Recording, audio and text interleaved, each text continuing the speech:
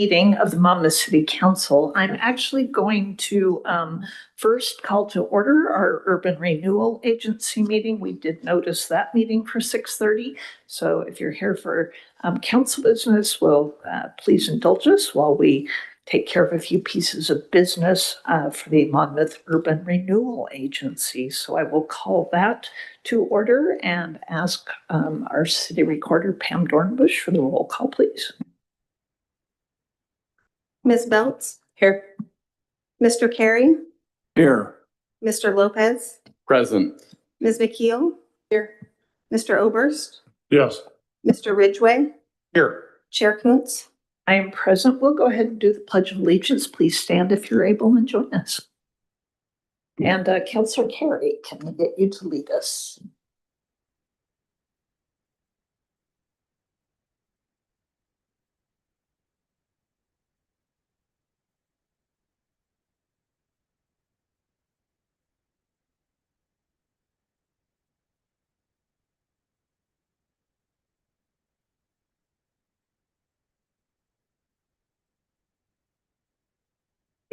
Thank you. And that brings us to public comment for the Urban Renewal Agency. Pam, was there anything submitted for that? Yeah, I don't see anything for that. And that will take us to the consent calendar. The Urban Renewal Agency met on June 2nd. The minutes of that meeting were included in the packet, and I would entertain any additions, corrections, or a motion to approve. So moved. Second. Thank you, Mr. Oberst, and thank you for the second, Ms. Beltz. All in favor, please signify by saying aye. Aye. Aye. And any opposed? Seeing none, that brings us to our first item, which is our presentation of the Urban Renewal Agency's audit. So Sean Waite, the Finance Director, will bring that to us. Thank you, Board. Sean Waite, Finance Director for the city. The auditor presented the city's financial statement and audit results.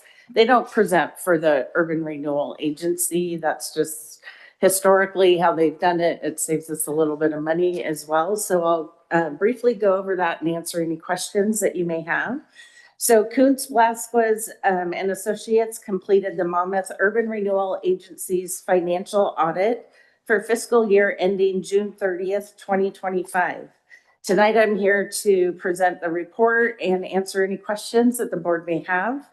The auditors have issued an unmodified, clean opinion of the financials, which indicates that the Urban Renewal Agency's financial statements are presented fairly in all material respects, and that they are in accordance with the generally accepted accounting principles. The overall net position appears to decrease by $814,797 in fiscal year 25. However, what that really means is that it's actually improving by that amount. And because the net position, if you look at fiscal year 24, indicates a $2.8 million net position negative. And for fiscal year 25, it's presented at a $2 million negative net position. So we're actually improving. The negative net position is anticipated. It's something that we would expect when we review our financial statements because of the debt that we have taken out for projects and grants and incentives associated with the Urban Renewal District area. For example, we are paying down our indebtedness, which is improving our net position. So we reduced it in fiscal year 25 by $255,000. And so the total balance due as of the end of fiscal year 25 is $2,874,000.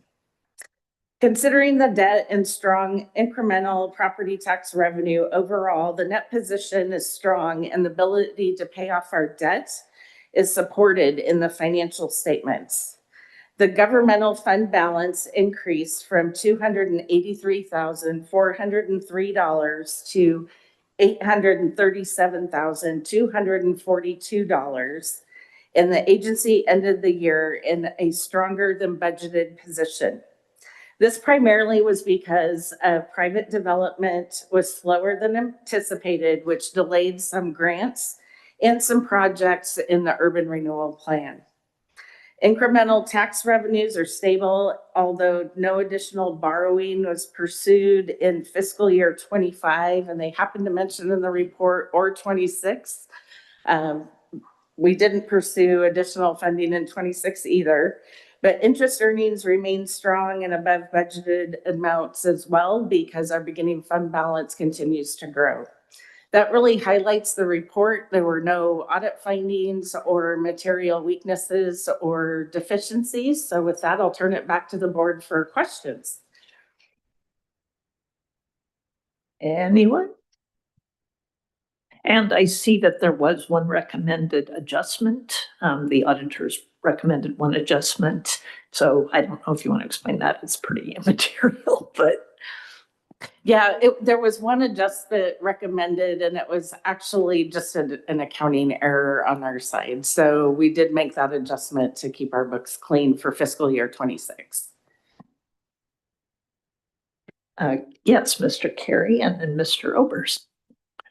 I think the fact that our position is improving is largely a result of our conscious decision to sort of just hold tight for a little while. We'd spent a fair amount of money on this building and other projects. And so the wise move on I believe on our part at the recommendation of staff was to sort of back off on any new projects. Let's accumulate some funds. So when interest rates get better, we're in a position to be able to do that. We'll have the money to do so. So it didn't come out necessarily in the report per se, but for the audience, that's important to recognize that there was a conscious decision to pull back on any spending of a significant nature and to accumulate funds for larger projects that are forthcoming. So a good job on that, Sean, and look forward to having you the whole year.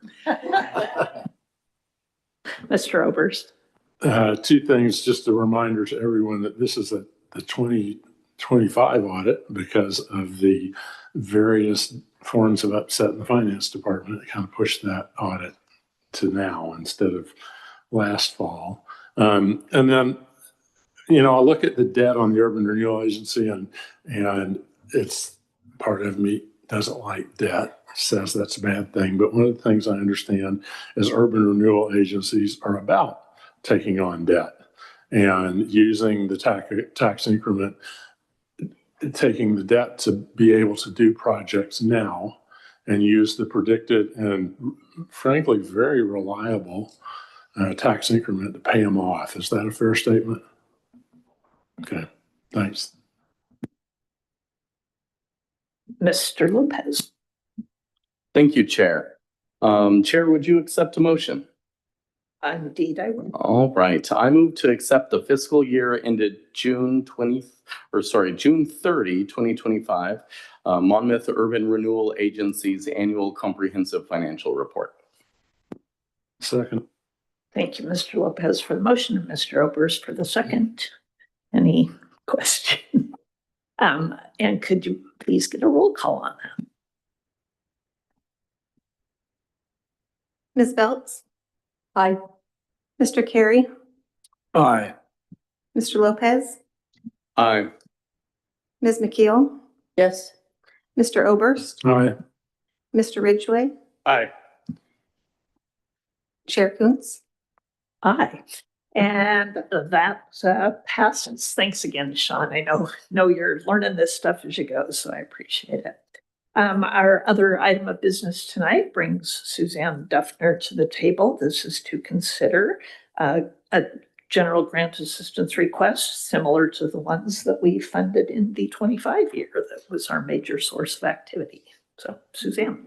Great. Thank you, Chair Kuntz, and good evening, members of the Urban Renewal Agency. I'm here tonight to present the staff report, as the chair mentioned, for a general assistance grant. This is an ongoing grant program that we have that we budget for on an annual basis. So we award grants up to a maximum of $15,000 and require a 50% match for that. This particular grant request is to remodel an existing commercial space that's located at 291 Pacific Avenue South. It's on the corner, north, see if I can get my directions right, northeast corner, I believe, of Madrona and Pacific 99 Highway. So it's been vacant, this little commercial space, for a while. It's about 440 square feet or so. I knew it as the this and that thrift store, but I don't know if it's gone through some offices as well in the past.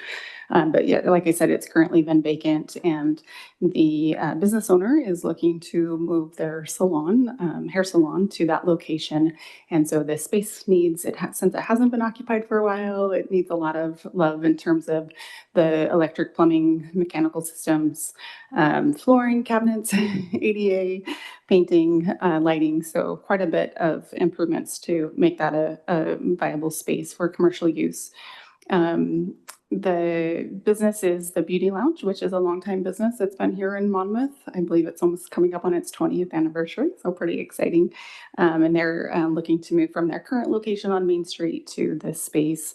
The total estimated project cost is just under $28,000 for those improvements, and the business owner is asking for half of that amount to help cover the expenses.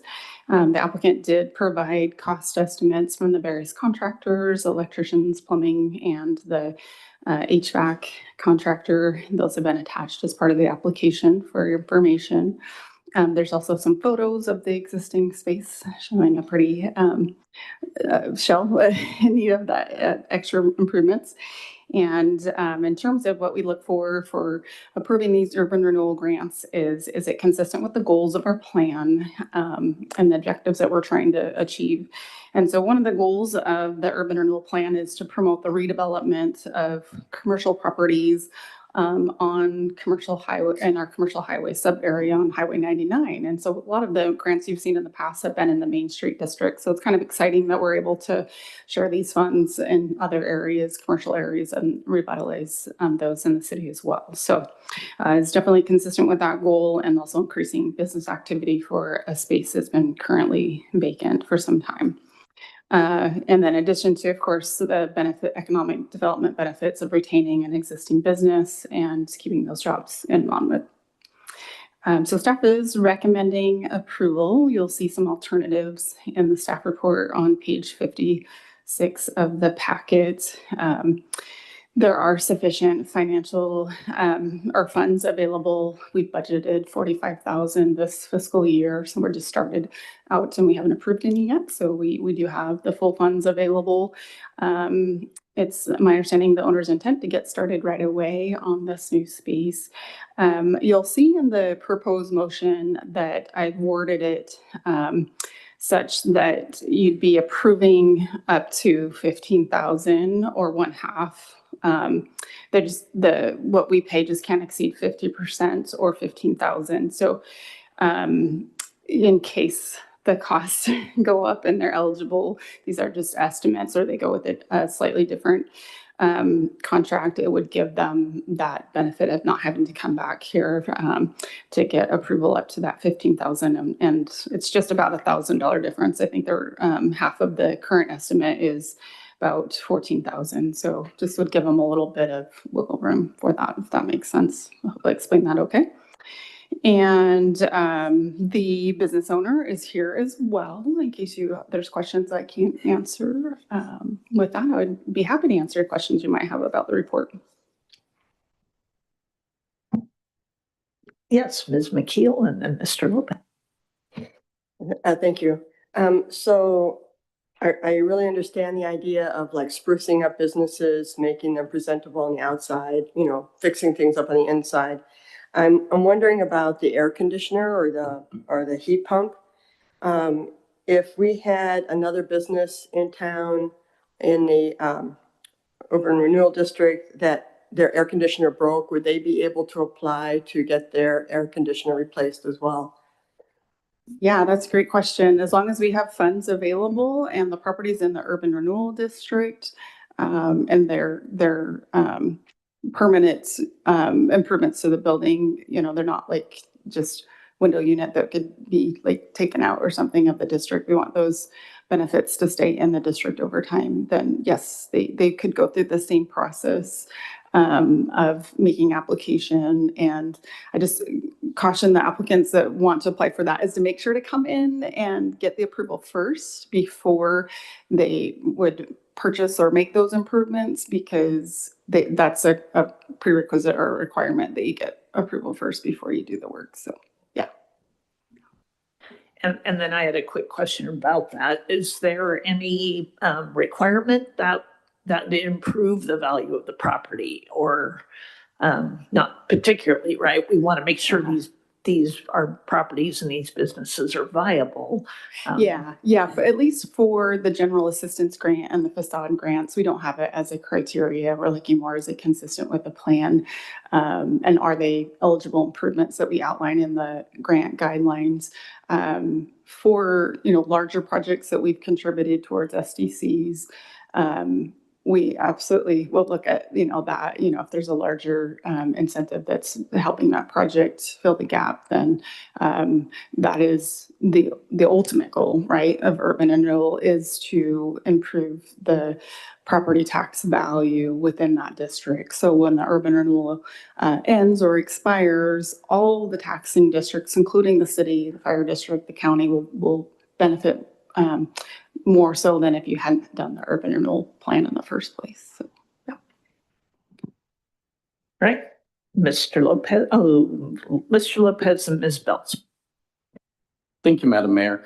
I would like to take a moment to make the motion, and then I'd like to speak to that motion. So I move to approve the general assistance grant application for 1/2 of the eligible project expenses in an amount not to exceed 50% of the total project cost, up to $15,000 for the commercial building remodel located at 291 Pacific Highway South.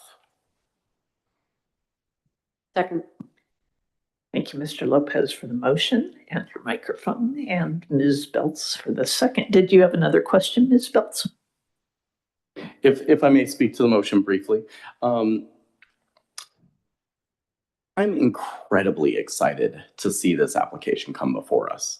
I appreciate and want to recognize that it, does appear to me not just one, but multiple criteria that we look for in these applications. But the nature of my excitement is driven by the location. So as you noted, most of our urban renewal dollars have been spent in this Main Street kind of corridor here. And it's amazing how thriving our downtown is as compared to a handful of years ago. But Pacific Highway South, so 99, right, is our face to the world. And even though this is our beating heart, 99 is our face to the world. And so to see, this kind of development and to have the opportunity for us as a city to invest in that face a little bit, I think there's a huge amount of broader value to the community and to the city as a whole. And so just really excited to see, the business activity, I think, travel down there a little bit more, and a chance to revitalize that even more so than it has been in recent years. So just expressing a lot of support and enthusiasm here. Thank you. I actually had a question for the business owner applicant. I'm also very excited at the likelihood of this, because I drive by this all the time, and I remember when it's been any number of different things, little antique shop, and then it was the card shop, and so I'm very excited about this. I noticed in the application, rightfully so, it said that part of the intent of moving was because I think the term was unruly neighbors, perhaps. It is a bar, I know, and so that may not be amenable to the spa-like environment that you want. But you're moving next to it looks like ductless manufacturing? Or, so have you had a conversation, I'm assuming, with the owners of the building, the Yes. occupants of the other half? Yes. Are they quiet? They, yeah, they dispatch out of there, so they have their office and then they come in the morning, they load up and they leave. So as you guys probably know, Jack's Bar is open at least till 2 a.m. and opens again at 7 a.m. And we have lots of problems. So it's been really difficult running a business since they've been there. But Well, my intent is not to call out Jack's in any way because they're a business, be- but yes, I would be definitely back for within the that. same shopping center. Sometimes that can be challenging. So I just wanted to make sure that the new location will Yeah, provide you the environment that, the little spa-like environment that you want. yeah, I think it will. Yeah. Good. Thank you. And Mr. Carey. Thank you for this. It's a good deal. Glad you're doing it.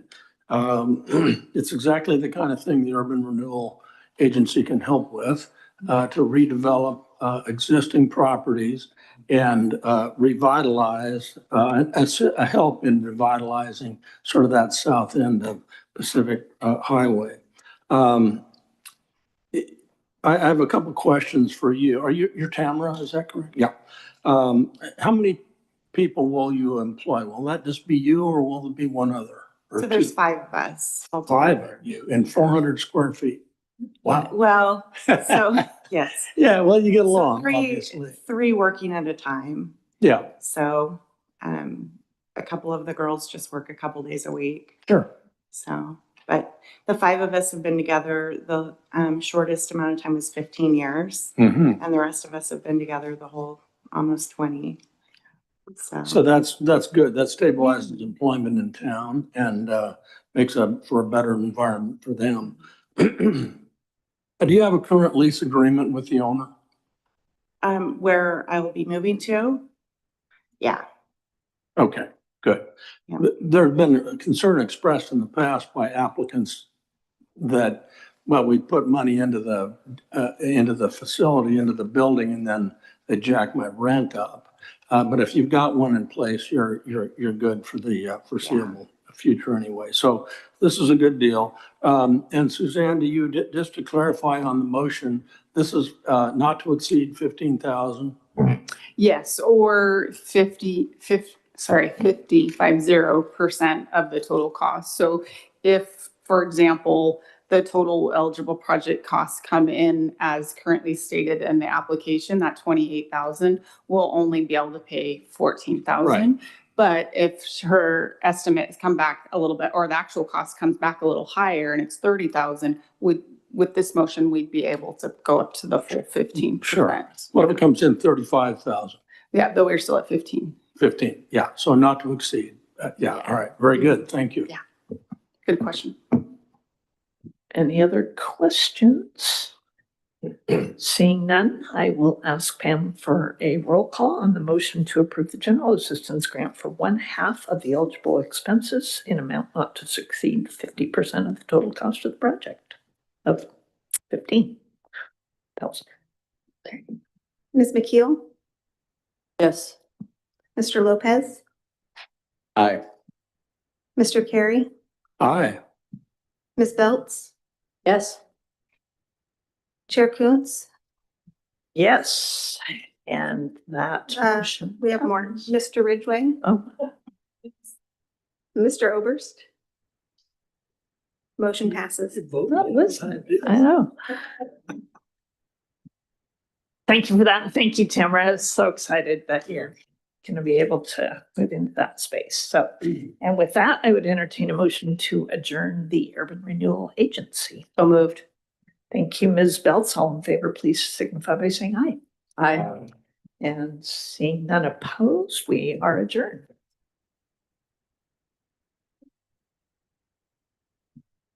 All right, everybody, bring up your other agenda and your other items, and I will call to order the Monmouth City Council meeting and ask for a review of that consent calendar, which includes the minutes for the July 21st City Council meeting.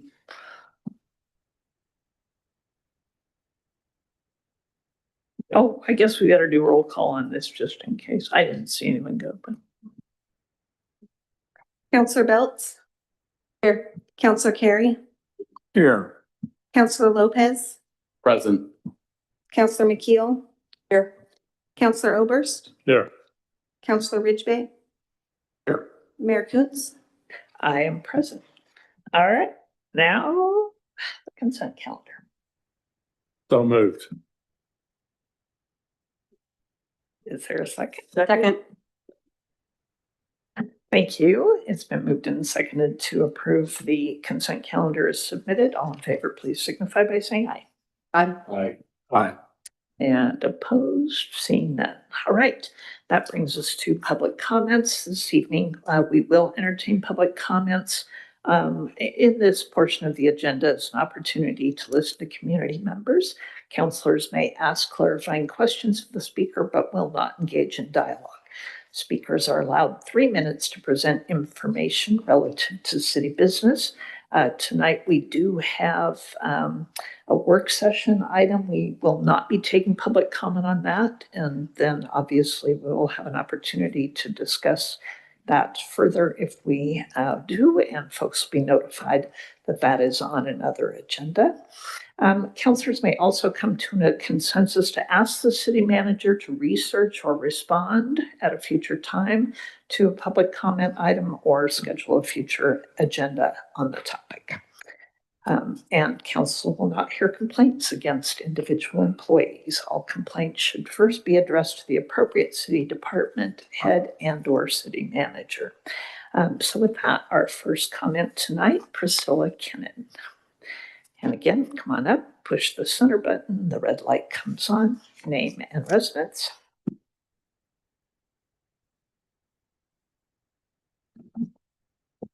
Priscilla Kennan, 662 Orchard Drive West.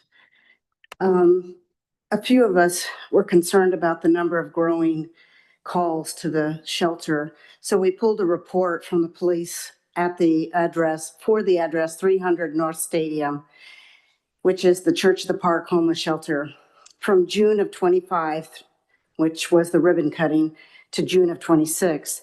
The number of calls to this address from that timeline was 57 calls. 57 calls, and we have the sheet that was pulled for the different types of calls.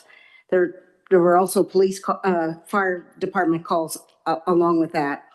I'm unsure if you, the mayor, get this report. I assume you do, but I don't know if the other 6 of you are aware of the number of calls that are coming into that address and how taxing we, the neighbors, know and see that the police department is being pulled to this one address, 57 times. We will continue to pull this report because it is a public report. Again, as I live down the street and go by this shelter several times a week, in the last few weeks, I've seen several police units at this address. On August 4th at around 4 p.m., I witnessed a fire truck, an ambulance, and 3 police cars there. They were there both times that I came by the shelter address. I know that, and again, on July 26th and July 27th, there was a woman who had been evicted. How I know this is I spoke to a policeman on the 27th on another issue regarding a person coming into our neighborhood. It's just a true shame that we're having to put our police to a burden of this address that is so supported by you and many of you. But you don't realize what it's costing all of us in the city. As you live a distance from the shelter, you are not seeing the day-to-day issues that we are blocks from our home, but also in our neighborhood. Even my sister, who was here just a few weeks ago, witnessed a cyclist coming through our neighborhood, casing our homes. How did we know this? How did she know this? I don't know. She lives in the South, but she was surprised. We flagged a cop down and talked to him about it. He saw that we were following the cyclist through our neighborhood till he started headed towards town, and we flagged a policeman down, and he noted this person too and said he would follow up with him, he saw his description and said that he would check and see what he was doing in the neighborhood on a bicycle. I've also emailed Matt Smucker regarding some constant car campers who are continuing. Thank you. Thank you, Priscilla. And you will, nope, not asking for any particular response to that. So thank you. And David Pastor.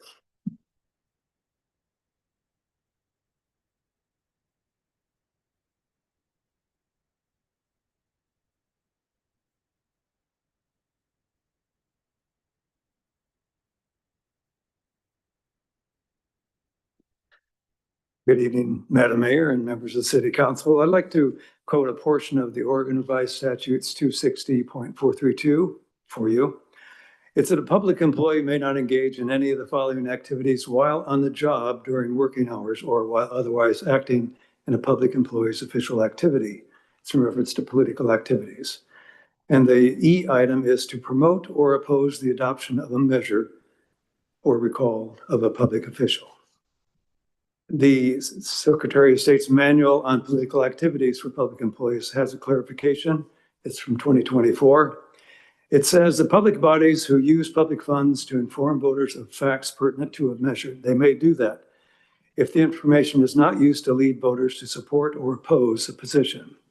However, we also have pointed out that informational material may be found to promote or oppose a measure, even if it does not do so in so many words. If the information presented to the public it clearly favors or opposes the measure and as taken as a whole, clearly is intended to generate votes for or against a measure. When you go to the current website for the City of Monmouth, you see on the front page, information on the UGB land swap. I'd point out that the UGB land swap is no longer really in the province of the City Council. It is in the province of the voters and will be on the ballot. And when you look through the summary statements, there is everything that the city staff with their great resources presented in favor of this swap. There is nothing in opposition to it. The penalty for public employees, which would be the people who are writing this, can be $1,000 each person that they are personally responsible for. I mention this now because I don't want anyone to incur that fine. I think the website should there's two options, either take down the information or allow someone to provide a balanced perspective and not the perspective that we heard throughout the long hearing process. Are there any questions? Is that all? Well, if I have a few more seconds, I will jump in on another subject, if I may, and that is Your other topic will come later in the agenda. No, I don't think I can. You said that we cannot make public comment on the League of Cities. Is that correct? Because it's a work session issue. That's a business item, not a work session. Oh, no, you're right. That's a work session item as well. So we won't take comment on that. No, I'll wait for a later date on that. But I had 40 seconds. I hope you give me a few more as we clarified that. I would add what Ms. Kennan just said it's not that we do not support the homeless. I am really disappointed. I'm going to ask you to say that for your next meeting because you didn't put that. I only get one item I thought I get 3 minutes and I can choose what I want. Mr. Pastor, to talk about the item that you submitted. Mayor, you have not clarified that we get one item. You say we get 3 minutes. I'm going to ask you to say your comments or email us with comments that you have about the homeless shelter. But this is a public hearing. We'd like to get going on the rest of our agenda. Ma'am, I'd like to say them in the public. And sir, I'm going to ask you to take a seat and we will hear from you at our next meeting. I don't agree with your decision. Thank you. Welcome not to. That does bring us to our business agenda. So we're going to start tonight with our adoption of city council goals. So we have our city manager, Rochelle Anderson. Thank you. Mayor and Council, before you tonight is the final version of the City Council goals for fiscal years 2027 and 2028. As a reminder, we began this process on February 27th when the mayor, council, and leadership team participated in a facilitated goal-setting session with SSW Consulting. The purpose of that session was to identify the council's priorities and provide clear direction to city staff over the next 2 fiscal years. Following that session, staff began working through the goals and strategies from an implementation standpoint. In March, we came back to the council specifically to discuss the housing goal. Staff asked council to prioritize those strategies because of their complexity and the significant amount of staff time that would be required to accomplish them. Based on that discussion, the council refined the housing strategies and incorporated based on that discussion, we refined the housing strategies and incorporated the other direction we received from council. The complete set of goals was then brought back to you at your last meeting for another review. At that meeting, council did not request any additional changes, so what you have before you tonight represents the final version of that work. I also want to emphasize that these goals are not intended to represent everything the city will be working on over the next 2 years. We have significant day-to-day responsibilities, capital projects, regulatory requirements, and other initiatives that will continue. These goals identify the areas where council would like us to place additional organizational attention and resources. Staff will continue to report back to council on our progress so that you can see where we are making progress, where we may encountering challenges, and where priorities may need to be adjusted. Staff is also working with our consultant to update the final report and graphics so that we have a clear, accessible document that can be shared with staff and the community. Unless council has any additional questions or changes, staff recommends adoption of the city council goals for fiscal years 2027 and 2028. All right, our Councilor Ridgway. I would move to adopt the Monmouth City Council goals for fiscal years 27, 28. Is there a second? Then I guess I'll hear Councilor Ridgway's discussion. Second. Okay. I'm going to give the second to Councilor McKeel. Thank you for the motion, Councilor Oberst. Now, Mr. Ridgway, I will assume everyone will yield to you. I thought you were following me. I apologize. Sorry, guys.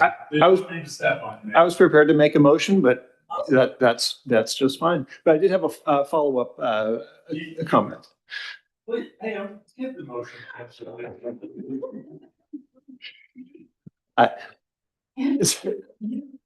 Yield to him, please, Councilor Oberst. So, yeah, I support this motion. I realize that these council goals represent a compromise for the council. We have multiple people coming together to put this list of priorities and goals together. It's not a wish list that's exclusive to any one of us. It's a collaborative effort. So while I certainly find things that I would tweak in it if it were totally the Councilor Ridgway goals, I find this perfectly acceptable to move forward in the next 2 years.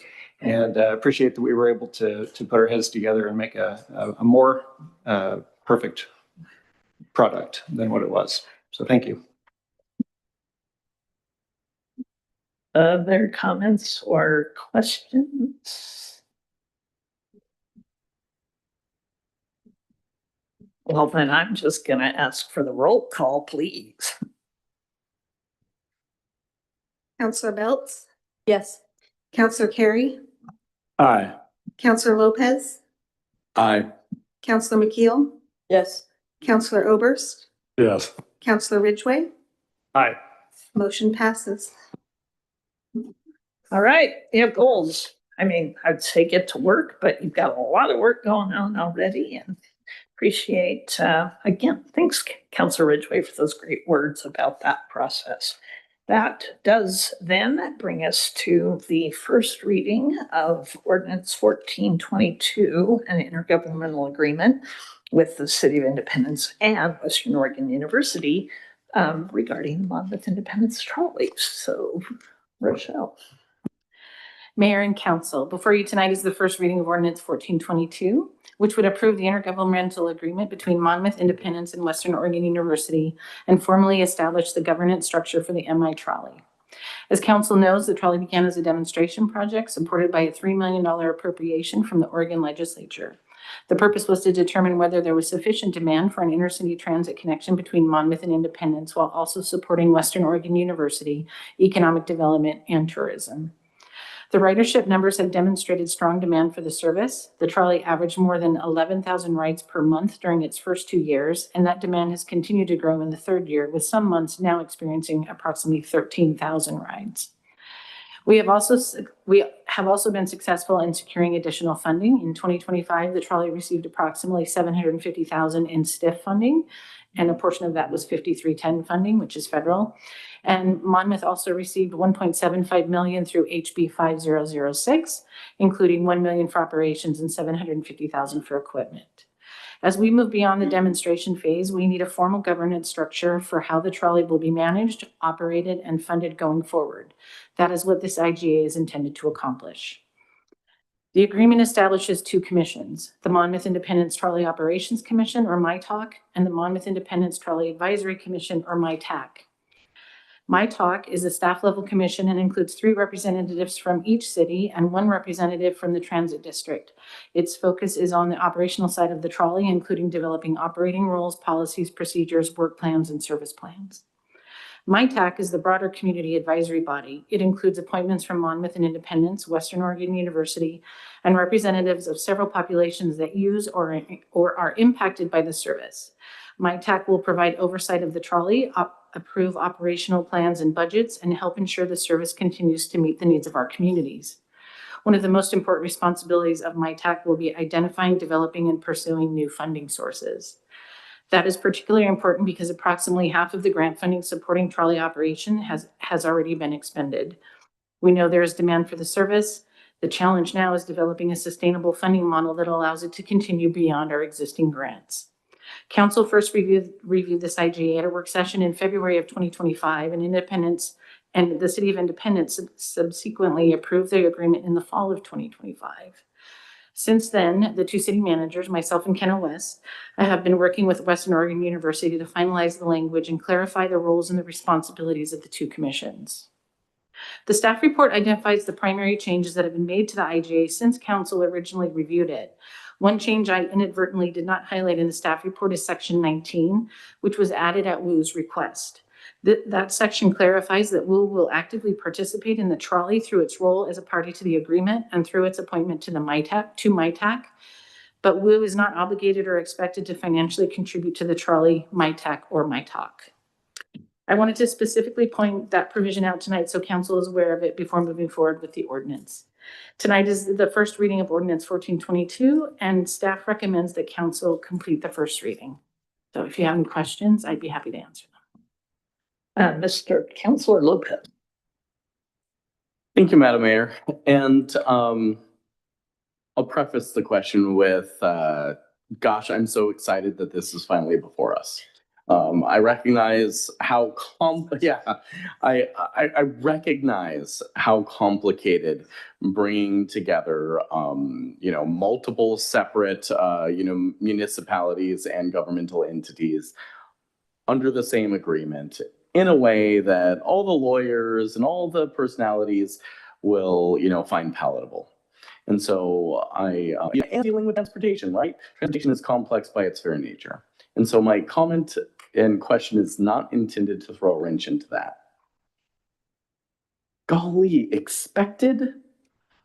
I mean, could they have said not required to financially, financially support? But I think, I can get over that.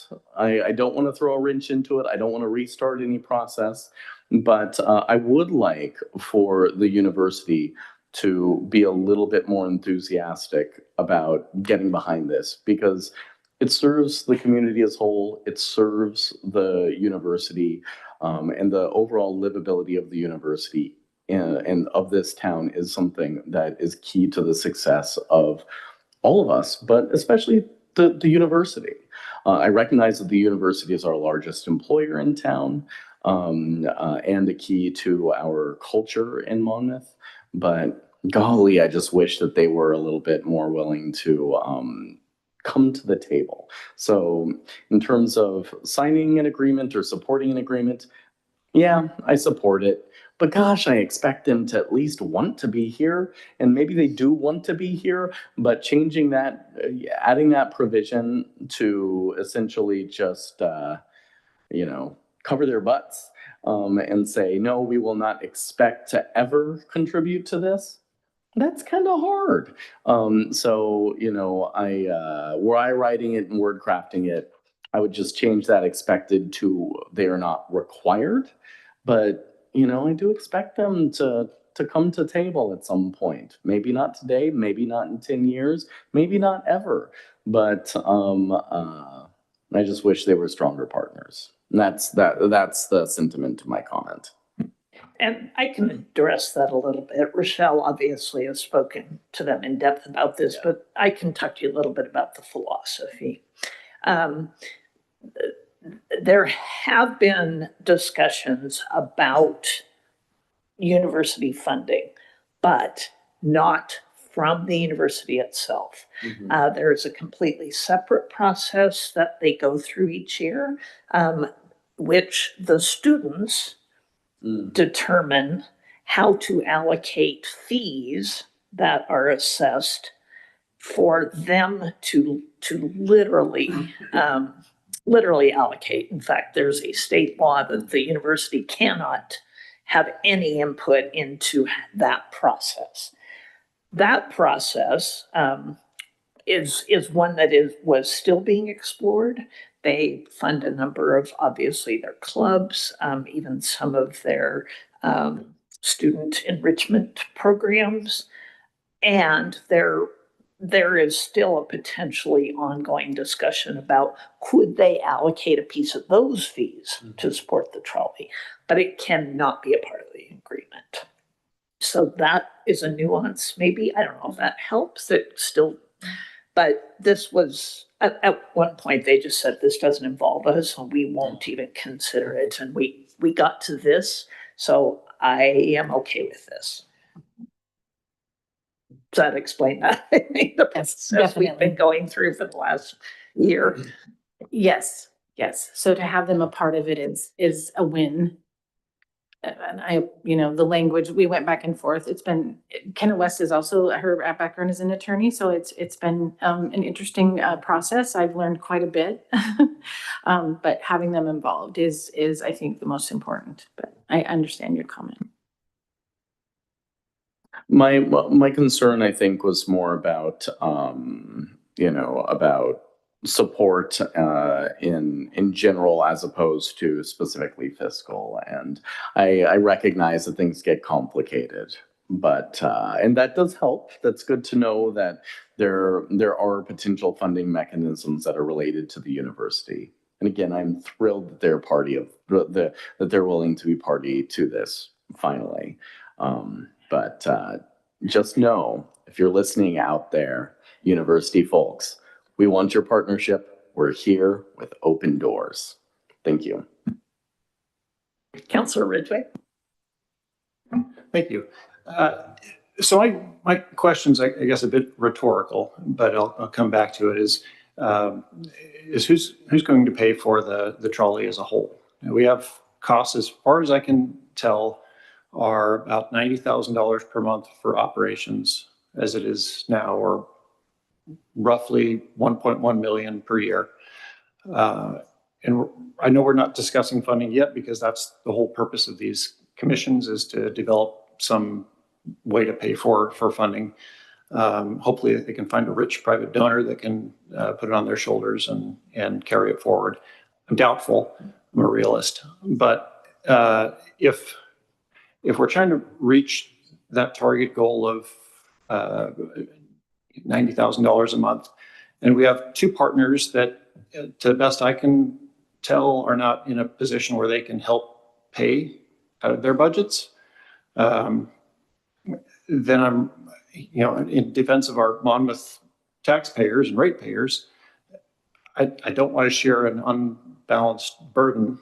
I don't want our city to share an unbalanced burden with these other entities that also have an equal share of influence at the table of decision making. I think whoever is paying for this in the future should have much more say on policies, on on how this operates, on fundraising efforts. So I disagree with the everybody shares an equal say in how this operates. Beyond that, if we're talking about just raising funds, doing a simple math of the number of rides that have happened over the past couple of years, you said about 11,000-ish, but it's moving up. Even if there were a slight fare that was imposed, doing the math on just those round numbers, we're looking at over $8 per ride, distributed over every single ride. And we know that if we did add a fare of $1, even just something nominal, you would lose a certain percentage of riders, which then increases the cost per ride mathematically. So I really struggle with the idea of moving this project forward when it's not sustainable financially, and we don't have any expectation that riders are going to foot the bill of $8+ per ride to fund a project that costs $90,000 per month. And that's to say that we already have $600,000 hole to fill with our police services that we're filling with a public safety fee, that we haven't funded that department fully. And now we're potentially looking into creating a new entitlement for our community and that of independents and Westerns. So I really struggle with just the whole premise of the creation of these commissions. I think it's going to be a really steep hill for them to climb to find a reasonable solution, something that works, something that's sustainable, and something that doesn't leave Monmouth residents out to dry. But that's my comment. Do you want to address that? Yeah, go ahead, Rochelle. I would like to say that there is STIF funding or state transportation funding that we have received about 720 in that, which comes through Chariots from the payroll tax that goes out through the county. So we're currently working with Salem Area Mass Transit on what that's going to look like for the next biennium, and we're highly involved in that. There's also federal funding that can also come in to help offset that. And we're working towards those as well. I will say that typically public transportation systems are not fully funded by the rider. There's a lot, I don't think there's any in the country actually that are fully funded that way. So it's a mixture. It's a mixture of grants. It's a mixture of state and federal funding and other possibly additional grant funding that could come forward in the future. So just to keep that in mind, that there is other areas. It's not like MITAC is going to have to come up with the complete budget. I had an update provided for this for my city manager report, but I think I'll give an update on that. We're going to be putting an RFP out because we're trying to pull maintenance out of the contract, the operational contract with Chariots. When we did the RFP, it's about $750,000 a year to do maintenance. Polk County Fire now has a full-time mechanic, and so staff has been working with them to look at what that would look like if the trolleys were now maintained, and we think we're going to be able to do that at a much lower cost. So we're going to be putting the RFP back out without the maintenance involved, just for the drivers, and hopefully that's going to reduce our operational costs immensely. The other thing that can be done is our service levels can be decreased, and so then our operational costs will go down so that we could operate a trolley, say, all day long, or maybe 2 at certain times, and our operational costs will be decreased, which we could fund through our STIF funding and our other grant funding. So there's a lot of moving parts, but it's not all that we have to come up with $1 million through the MITAC to be able to do this. So I just wanted to give you an update on that. Councilor Oberst. And just for clarification, there's no general fund money going into operating the trolley at this point. That is correct. So the idea that Monmouth's ratepayers, taxpayers are supporting this, while the other 2 entities are not, we're not, our tax dollars, not directly, our local tax dollars are not directly supporting this. That's correct. Everything's on grants. That is correct. And in the agreement, if the funding were to go away and we would not be able to operate it, then we would shut down with the councils, it would shut down, and then we would sell the trolleys and split the proceeds between the 2 cities. Councilor Lopez, then Councilor Ridgeway.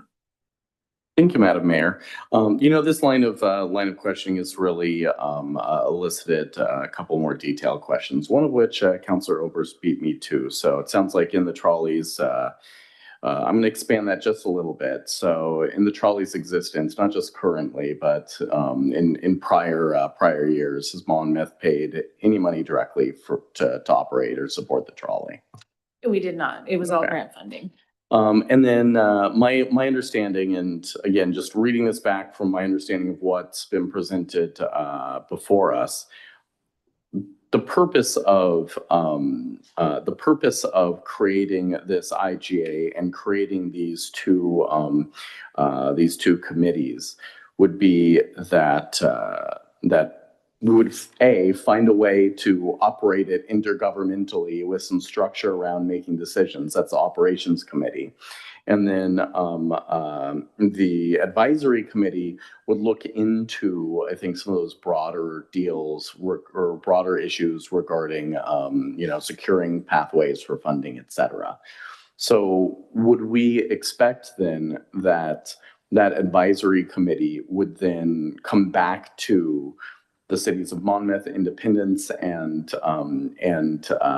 the university with some of those funding ideas at some point? What will we hear back from them? Like, I feel like we're maybe putting the cart before the horse, asking how this is funded before we're creating the committee to determine how it's funded.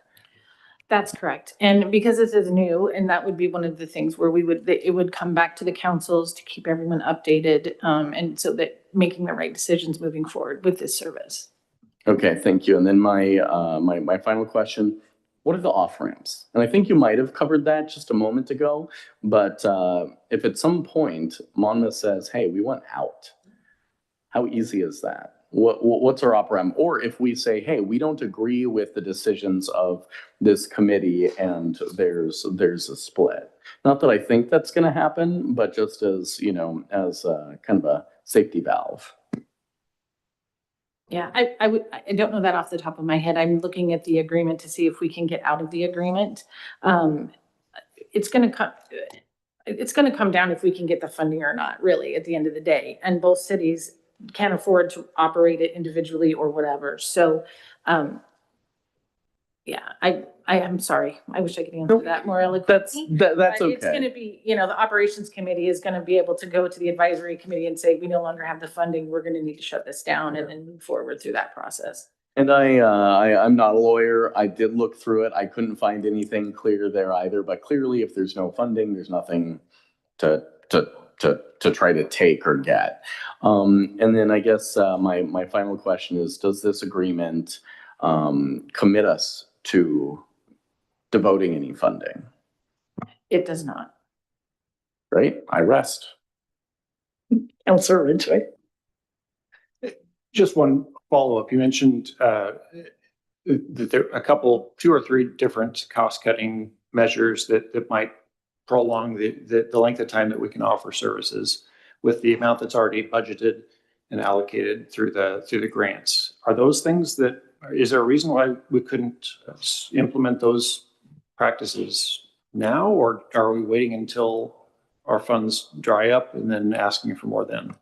So actually, Kenna and I have a meeting with the new president of Chariots on the 31st, actually.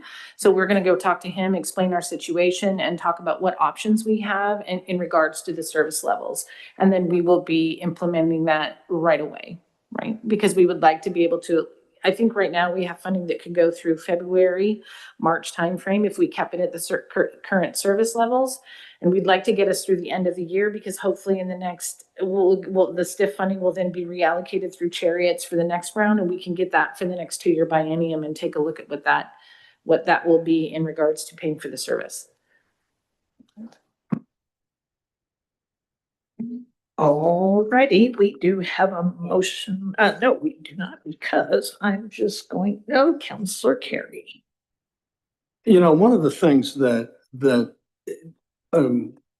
is a little troubling about our conversation is this has been a tremendously successful program.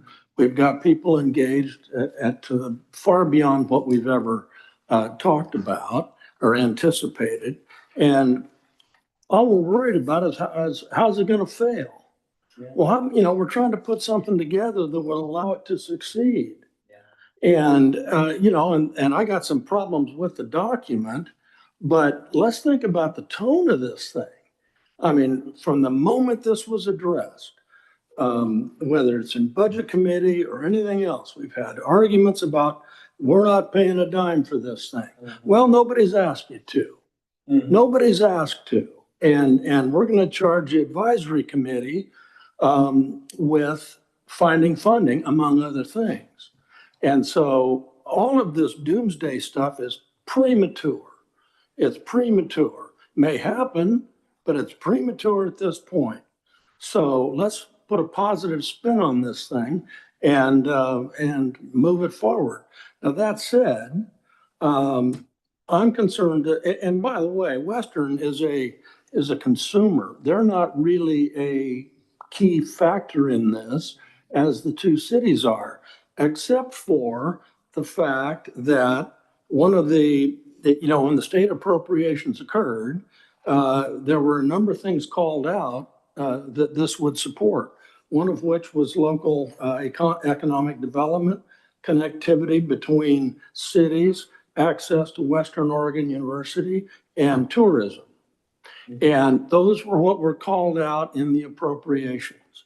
And one of the things that, and I've mentioned it before, but I don't see here, is, and it's probably the role of the advisory committee to see and to research and to measure the impact we're having on each of these. How much economic impact are we having? Because if that's having an economic impact, then businesses appreciate that. And so that opens up opportunities for additional grants. If it's increasing connectivity between Independence and here, that whole rural transportation piece becomes much more significant. Access to Western, how many Western students are riding it? We don't know that. I don't reckon we did for 1 month, but we ought to know that. So maybe, to your point, Councilor Lopez, if we've got like 2/3 of the riders are Western students, we can go have a talk with Dr. Peters and says, you know what? There might be a value to you. And the incidental fee cease, don't get started there. And then the tourism piece, and are we leveraging that? So there's a lot of things that, I worry about this being too bureaucratic. I worry about this being too heavy. We need to be nimble. We need to be able to move. We need to be able to get data and react to that. And at the same time, secure funding, be it STIF, be it federal, be it whatever it might be. So overall, and I'll shut up, but let's have a positive deal on this. This has been a wonderful addition to our community. And let's figure out how we can make it continue without throwing rocks at it too early. There'll be plenty of time for that if that comes. And with that, I would like to conduct a first reading of ordinance number 1422, I think. Yes, ordinance 1422, establishing the commissions as herein and partnership intergovernmental agreement with the City of Independence and Western Oregon University. This will be brought back for a vote at our next meeting. All right, thank you. And that does bring us to our work session items. I'm going to go ahead and proceed without a break. So if everyone is okay with that, we'll plow forward. And it looks like we get to hear from Chief Isaiah Haynes and Detective Justin Reynolds this evening. Welcome, gentlemen. And happy birthday, Chief. Thank you very much. Thank you, Madam Mayor and members of the council. I appreciate the opportunity tonight to talk about our automated license plate reader program. And just to start off, I want to clarify too that there's a few things I think in the packet. I had my presentation, and then I have a little bit more lengthy program report that hopefully I'll cover, but that's going to be posted on our website thing. So I'll be working off the presentation here. And I have Sergeant Reynolds to accompany me today in my current role. I fully admit that I'm not a vast user of this system, and so I'm going to rely on him for probably some of the technical details. But to start off with, I'll just say I think why we're here tonight is really kind of stems from the last council meeting, and I think some thoughtful questions that we received. And in addition to that, I think just the growing public interest surrounding things like ALPRs in general. So hopefully tonight, really my goal is to paint the bigger picture and to talk about, what it does, how it's used, the safeguards around it, and how we'll continue to evaluate it as we move forward. So I'll start out by giving a quick overview of our current program, and then I'll get into some more detail just about how the technology works and how we use it.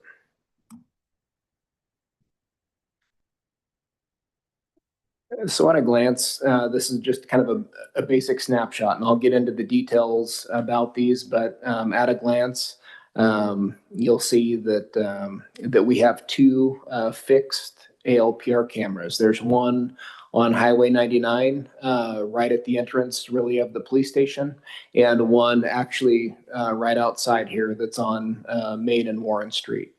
Those are the two that we started with and the only two cameras that we have. Next to that, you'll see that the standard data retention period is 30 days.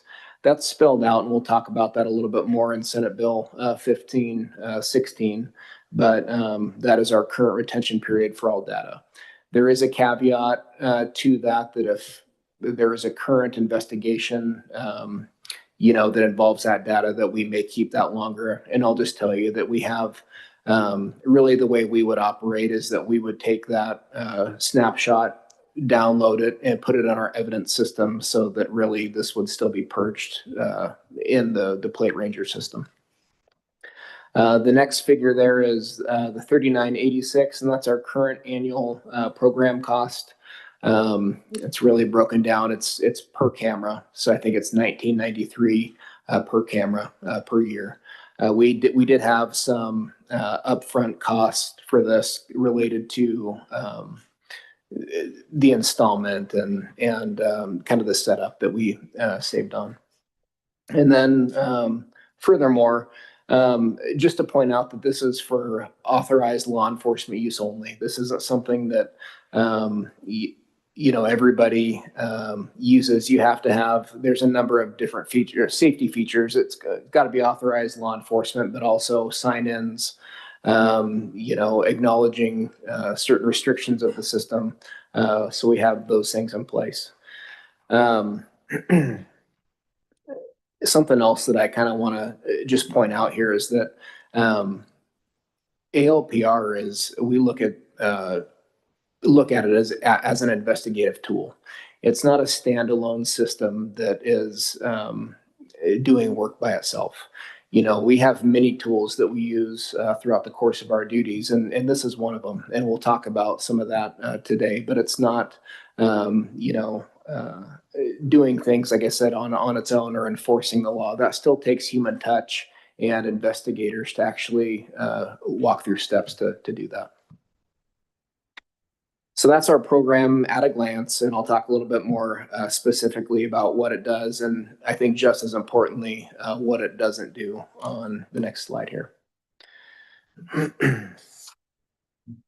So the simplest explanation is that our ALPR, it takes pictures of passing vehicles and license plates, and very short video clips of when a vehicle enters essentially the lens into where it exits. There's a date and time associated with those image captures. followed by the location of where it was captured. The other thing that, so it captures the visible plate, the vehicle image, and it attempts to identify the perceived color and vehicle type. And I'll talk a little bit more about that and how you can search through the system and how that's used. But investigators can make qualifying queries using full plate, partial plate, or vehicle description.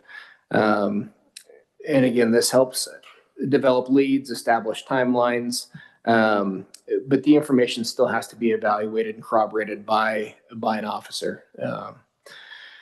It does not, at least ours is not set up to measure speed.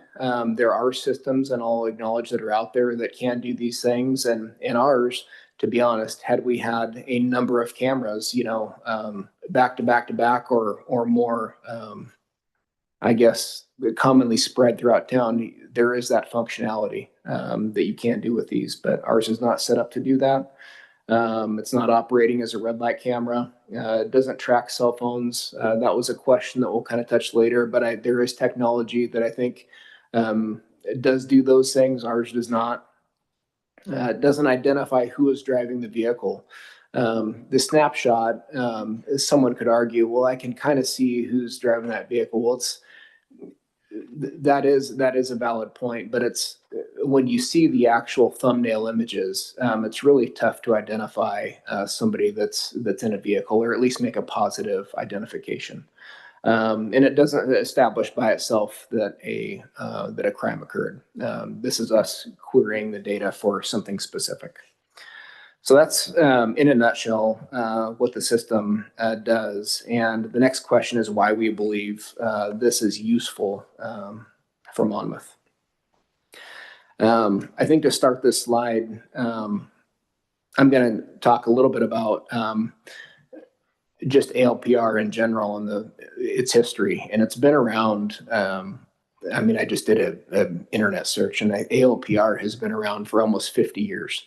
I'm sure that it looked much different 50 years ago than it does today. But there's been a lot of enhancements, but it's been around for a long time. I think that there's obviously a lot more public interest right now, and rightfully so. But this is also something that we've looked at for a number of years ourselves. Knowing that other law enforcement agencies have had this, we've tried to see what the benefit is. Is it something that's worthwhile? Is it cost effective? All of these things. And we have been looking for, I'm going to say 4 years. And that'll bring me to my next, brief story. About 4 years ago, we had a homicide that occurred in Monmouth. And at that time, we were doing a test and evaluation for this type of product. Vendors will reach out to us, and it's common in our industry that people will say, hey, we've got this piece of equipment. Why don't you look at it, see how it works? Let us know if you're interested. In this case, it was a camera system, and ALPR was a functionality. It wasn't a standalone feature, but it was really kind of the beginning of AI. And it was some of what we have now, but being able to search things that come through the screen, by color, shape, size, these kind of things. But as this played out, I'll tell you that we had the camera, we were testing it for about 2-week period. The homicide occurred. And the camera was not in an optimal location just because it was temporary. But one of the things that we were able to do is we had the vehicle information already for the victim in this case. But I was able to go to the system and query, put in the license plate, and to see when that vehicle could have passed by our location. And lo and behold, I did not get any hits. And, but I will say that because of some of the other features in that system, I was able to query by the color of the vehicle, the time of day, and the type of vehicle that it was. And it came back, the return with several possible hits. And I was able to look through those and actually find the vehicle in question. And looking at the license plate was correct, but because the camera wasn't optimally placed, the software essentially couldn't pull it out and it wasn't giving us that return. But I will tell you in that instance, almost 4 years ago, and even on a temporary basis, and it was, we were probably fortunate in that case that happened, but we got some really critical evidence from that. And it, I think, kind of opened our eyes to the potential value that something like this does add. And so, that's kind of when we started more actively pursuing and going to vendor trade shows and looking at different systems and visiting other agencies to see what solutions they had in place. And so that kind of began that. I had conversations with previous city management and had the approval to move forward. Going back, we never found anything that checked these boxes, and so we didn't move forward until this last year. So I just wanted to at least explain kind of how we got into even looking at these systems. So some of the recent uses since we've started using this system has included stolen vehicles, burglary cases, robbery, eluding police, missing persons, warrants, and other investigations where vehicle information is relevant. And another one on here that I may get into later to share a story, but also with different sex offenses. We've used this to locate suspects that have been eluding us. So I'll reiterate that ALPR, it doesn't replace good police work. It gives investigators just another tool, another source of information alongside witnesses, physical evidence, surveillance video, and other methods. So hopefully this gives a little bit of context on why we're using this technology, but the next slide will show kind of the actual use of the system looks like.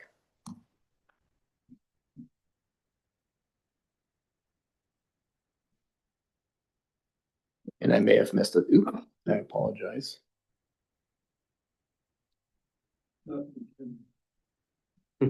Yeah. Let's see here. I think this is where I'm at here. No, I'm not. I skipped one. There we go. Okay.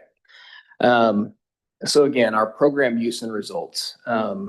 As you look at these slides, the first thing that you see is our plate read. So this is going over July 2026 actual plate reads. You'll see the first one on Main Street.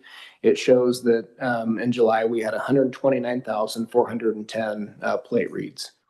That's covering both lanes of travel. And so not all cameras do that, ours do. And you'll see that on Highway 99, we had almost the same amount of plate reads for a combined total of 260,302. And we selected those locations on purpose, knowing that we didn't necessarily want at the time a bigger footprint or more cameras. We did some research and we talked about how we would place these, and we knew that Highway 99 and Main Street would have the most traffic. We'd gather the most data from that. It's also the primary kind of points of entrance and exit into our city, and so we thought that it was going to be the best spot to put those. Down below, you'll see, so it's capturing this data in a good fair amount of data. Right below that, you'll see how many times our investigators are querying this data. Again, you have to have, we'll talk about that, but a lawful justification to query this data. So we are collecting all this, but most of this is not accessed. You'll see that in June, we had 7 queries for investigations. In July, we had 17.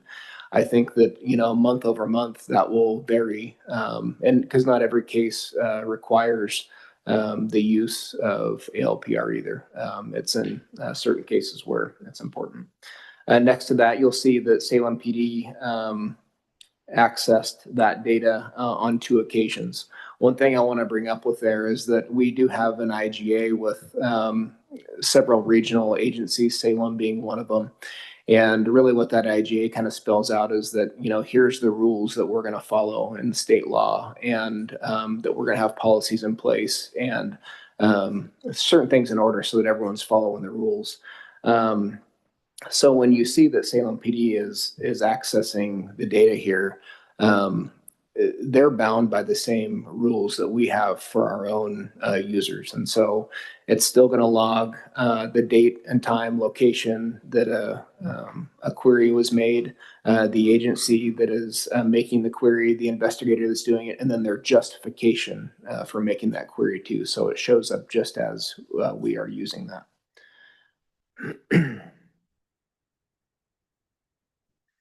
So those numbers show how the system is used, and just as important, what controls are in place when somebody accesses that information. So we'll get into that now. So when you start up this system, one of the first things that you have to do is you have to log in. Every user has their own login and password. It's not a generic login that everybody accesses. It's tied to somebody.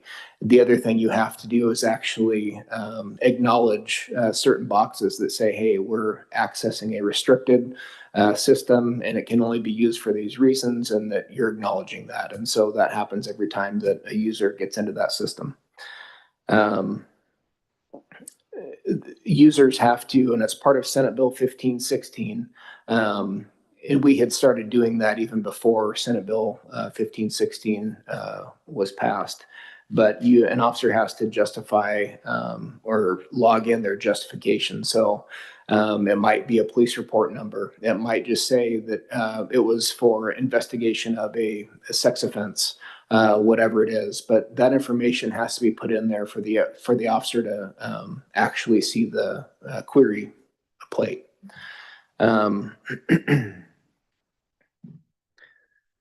So it's got to be evaluated. So the other thing that this brings up is that, we can put in things into our own controlled hot list, for example.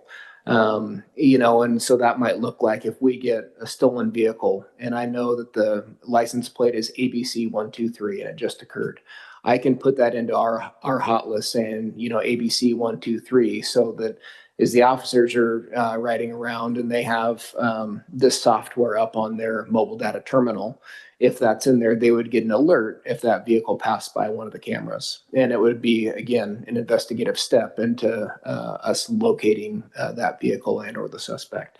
But with that being said, when you get an alert on a hot list, the officers have to verify. They're not just going to say, oh, my computer's making a noise and it's directing me to do this. The officers still need to verify with their own eyes that this is accurate information. As I even talked about my example before, I had put in the correct plate and the computer software didn't even recognize that. There's errors that can be made. So this still takes an officer's own eyes and their own justification to make a stop.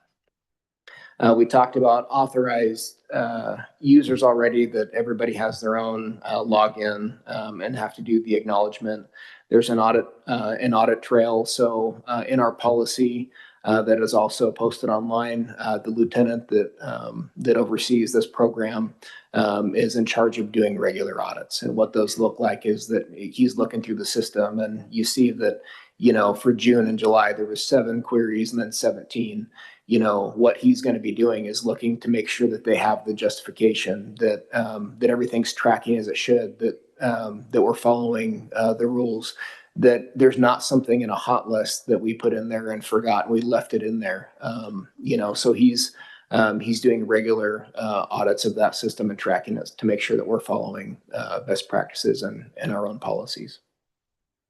And then just ongoing review. We know that over the course of this program, I mean, there's already been policy updates, and we know that there's going to be further, legal changes. And so we know that we will need to continually review our practices in the program.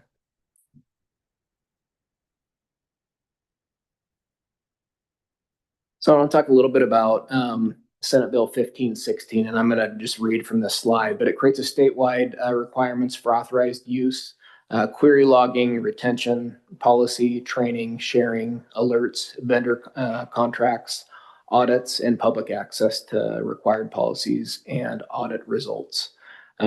What I can tell you is that I believe that we comply with all of these, with the exception of two. Senate Bill 1516 talks about these requirements, but there's a kind of a caveat to that. If you've entered into an agreement before this went into effect, there's kind of a grandfather clause. Now, you can't renew the contract or make changes to that without fully complying with this. I'll tell you that we don't intend to wait until our renewal to make these changes. We are complying with almost all of these already. The only ones that we're not are the vendor supplied audits. And that's because it wasn't part of the agreement when we set up. We've already been in contact with the vendor to supply those. Once they are, we will post those online, the monthly audits and the quarterly audits. And the last piece is really just updating the contract language, because that would speak directly to Senate Bill 1516. And many of those different elements are not in the contract language currently. So that's something that we will continue to do. You'll see next to that the RPSN opt-out. So the RPSN is the RECORE Partner Sharing Network. We knew that right away. That was something that we shouldn't do, and that really the state, I think, kind of speaks to our sanctuary laws indirectly, even because really what the RPSN is it's kind of a nationwide, we'll call it a data pool, and so everyone with the Plate Ranger software puts in their data to this, and it can be accessed really across the nation. That doesn't really allow us to probably very well control our data. And we knew that was going to be the case. So that was, we opted out of that from the very beginning. So our data is our data. So opting out of the RPSN does not prevent lawful case-specific cooperation. Agencies without direct access, including, and I have example in here, Independence Police may request a qualifying query by an authorized Monmouth user. The same lawful purpose and documentation requirements apply. So Independence currently is not on the agreement that was signed by other agencies. However, they can, per Senate Bill 1516, they can ask us and say, hey, can you query this plate? We're doing this investigation, and here's the reasons why. In that case, we can still do that, but it's a Monmouth officer that's running the query. They can't access our system. They can just get the information from us from that. The same logging criteria applies. So we would still have to put in the justification for that, identify the agency who requested it, the requester who did it, and then, of course, as I just said, the actual justification. So all that's still tracked. And essentially, Monmouth is kind of the gatekeeper or the filter in that case.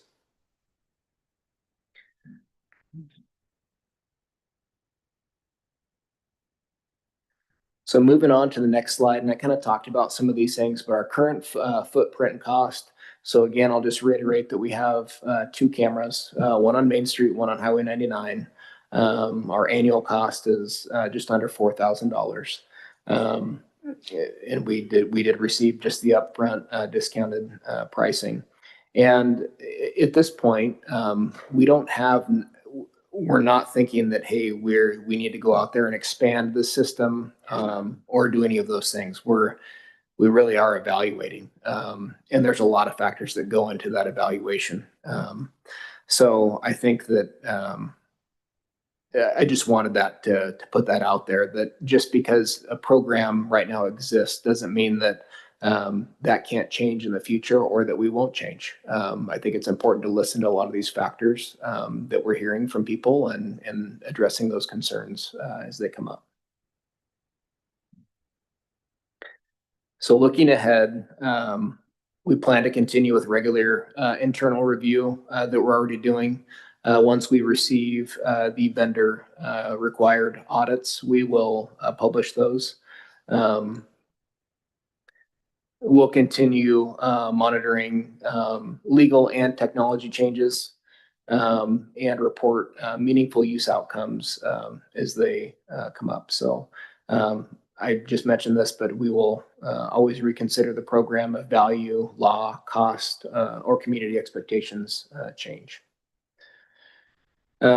I think before I open it up to questions, and I know that there will likely be some questions, but I think it's important to address some of the questions that we've already had and part of the reason that we are doing this report today. But and I'm just going to read through these, and I think some of these have been answered, but I will go through as best I can. So the first question was, does each query of ALPR records have a judicial warrant associated with it? The really short answer is no. And I am going to look over to our city attorney, Justin Thorpe, and see if he can address some of this for me in the related case law. Yeah, I think part of that comes from the Chatry case, which was decided a month and a half ago. The Supreme Court held that a search constitutionally occurred based on basically like Google location data. I defer to the city or to the district attorney on the criminal stuff generally, but there's nothing in that case that makes me assume that the same would apply to this.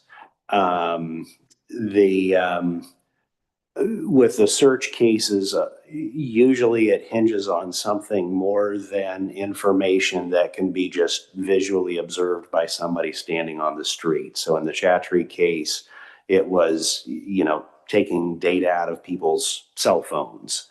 And another important factor is the kind of tracking of that data was not limited to when people are in public places. Your Google search data tracks you when you're going into a private home or establishment. So I can't promise what the Supreme Court will or won't do, but reading through that opinion, there was nothing in there that made me believe that they would rule the same way with respect to these searches. And that is something, again, that we'll be monitoring. We know that laws change, case law changes, and, this is kind of an evolving area. The next question was, how many queries of this data are occurring? And I did touch on this in the slideshow, but a lot less than the actual data or the image captures. It's respectively 7 in June, 17 in July is the most recent data. Are voluntarily sharing this data with agencies and Oregon sanctuary laws or federal agencies able to bypass the restrictions? No. Monmouth PD does not share its ALPR data with federal agencies. We've confirmed our data sharing settings with the vendor and elected not to participate in the RPSN. The decision was made in part to maintain local control of our data and to ensure its use remains consistent with Oregon law, including restrictions related to federal immigration enforcement. The next question is, are these devices equipped with signal trace technology that tracks cell phones passing the cameras? And I did address that, but no, Monmouth's ALPR cameras do not have signal trace technology or that capability to track cell phones. The next question was, how do we ensure authorized users are not using the system for inappropriate personal purposes? Every ALPR inquiry requires legitimate law enforcement justification. System activity is logged, and we periodically review inquiries and their justifications to ensure the system is being used appropriately. These safeguards are intended to provide accountability and help prevent unauthorized or personal use of the system. The next question was an independent security audit performed on the Recourse system to verify the company's security claims? Yes, Recourse, Scout, and Discover platforms have completed an SOC2 Type 2 audit conducted by KPMG.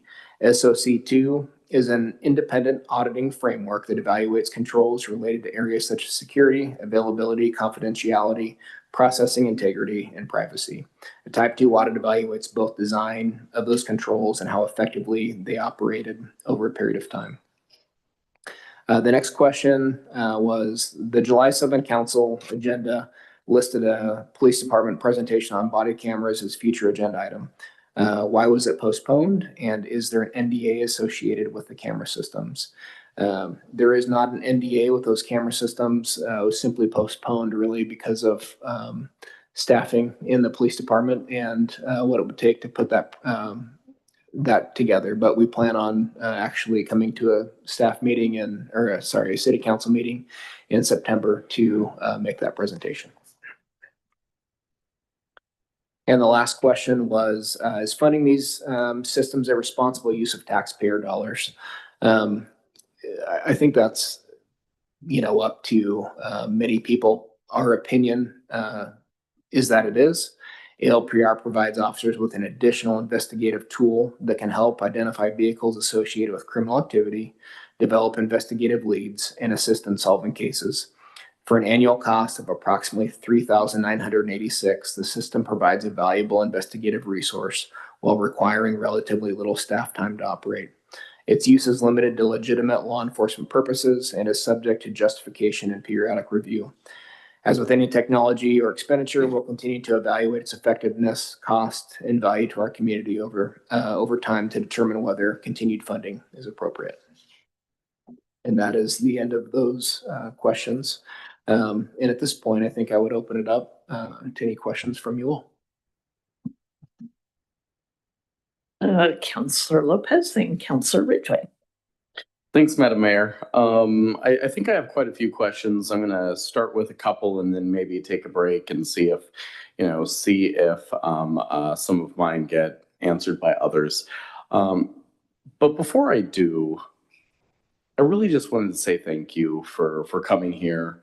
Thank you both for the work you do. And, this is, I think, what we're seeing here tonight is how responsible public process works, right? I watched a thing on John Oliver earlier this week about ALPR camera technologies and other automated AI technologies used for tracking and surveillance. And so, these are, I think, very, very fast-moving items. And fast moving in the sense of the technology, what they're capable of, and also, the public, the public perception and or concern over them. And so, I see this as government working well, right? I'm not going to pick on our neighbors in Woodburn too hard, but Woodburn had 23 cameras installed before it became, an item of public topic. And then in June, they just shut them all off because of the high degree of public pushback. And so I see this process, and I know that it's, it takes up a lot of time and it takes a lot of energy and staff time and energy. But I see this process as really critical to avoid going far down paths and then having harder realignments later. And I'm not suggesting we're not aligned. I think actually we are very much so. And I appreciate the report. I appreciate the high degree of, I think, intentionality and thought with which this has been rolled out here.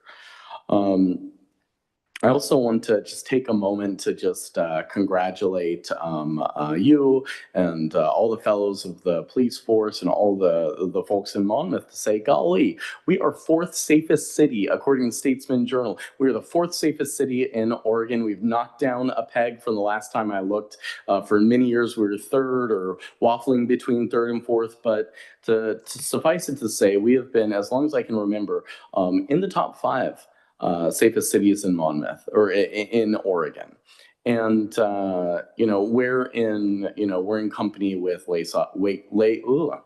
West Lynn, Lake Oswego, Canby, other cities of that nature. And so that's a high accomplishment. And that accomplishment is only achieved by adopting new technology, by finding new ways to do more with less, and by really creating a positive culture within the staff and within the community, right? Going back to ALPR though, for a moment, given that, yes, thank you. Given that, you've already taken a lot of steps to ensure that this is thoughtfully placed. I see this really as a governance problem, right? Not problem, but conversation. If we use the technology, it's incumbent upon us to not only understand what can be done with it today, or not what we're doing with it today, but also it's capable of today and also capable of in the future. And when we're talking about digital, and AI-driven technologies, where that information can travel and how it can travel. And so I'm going to hold up, I think, Marion County for a moment as an example, and look at some of the things that Marion County has done regarding federal lawsuits challenging and asking for the direct ability to cooperate more closely with ICE in violation of our state's sanctuary state law.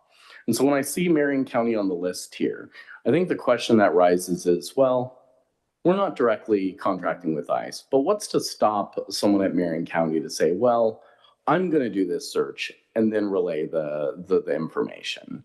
And all this is based on not just my thoughts of what they're doing. They filed lawsuits. They're actively trying to pursue this kind of engagement. Yeah, so I think what I would point back to is, again, the safeguards. So to date, even though we have this agreement with, I think it's 4 or 5 agencies, the only agency to actually reach out and essentially get like a site key to access our data is Salem. None of the other agencies have even reached out to get that.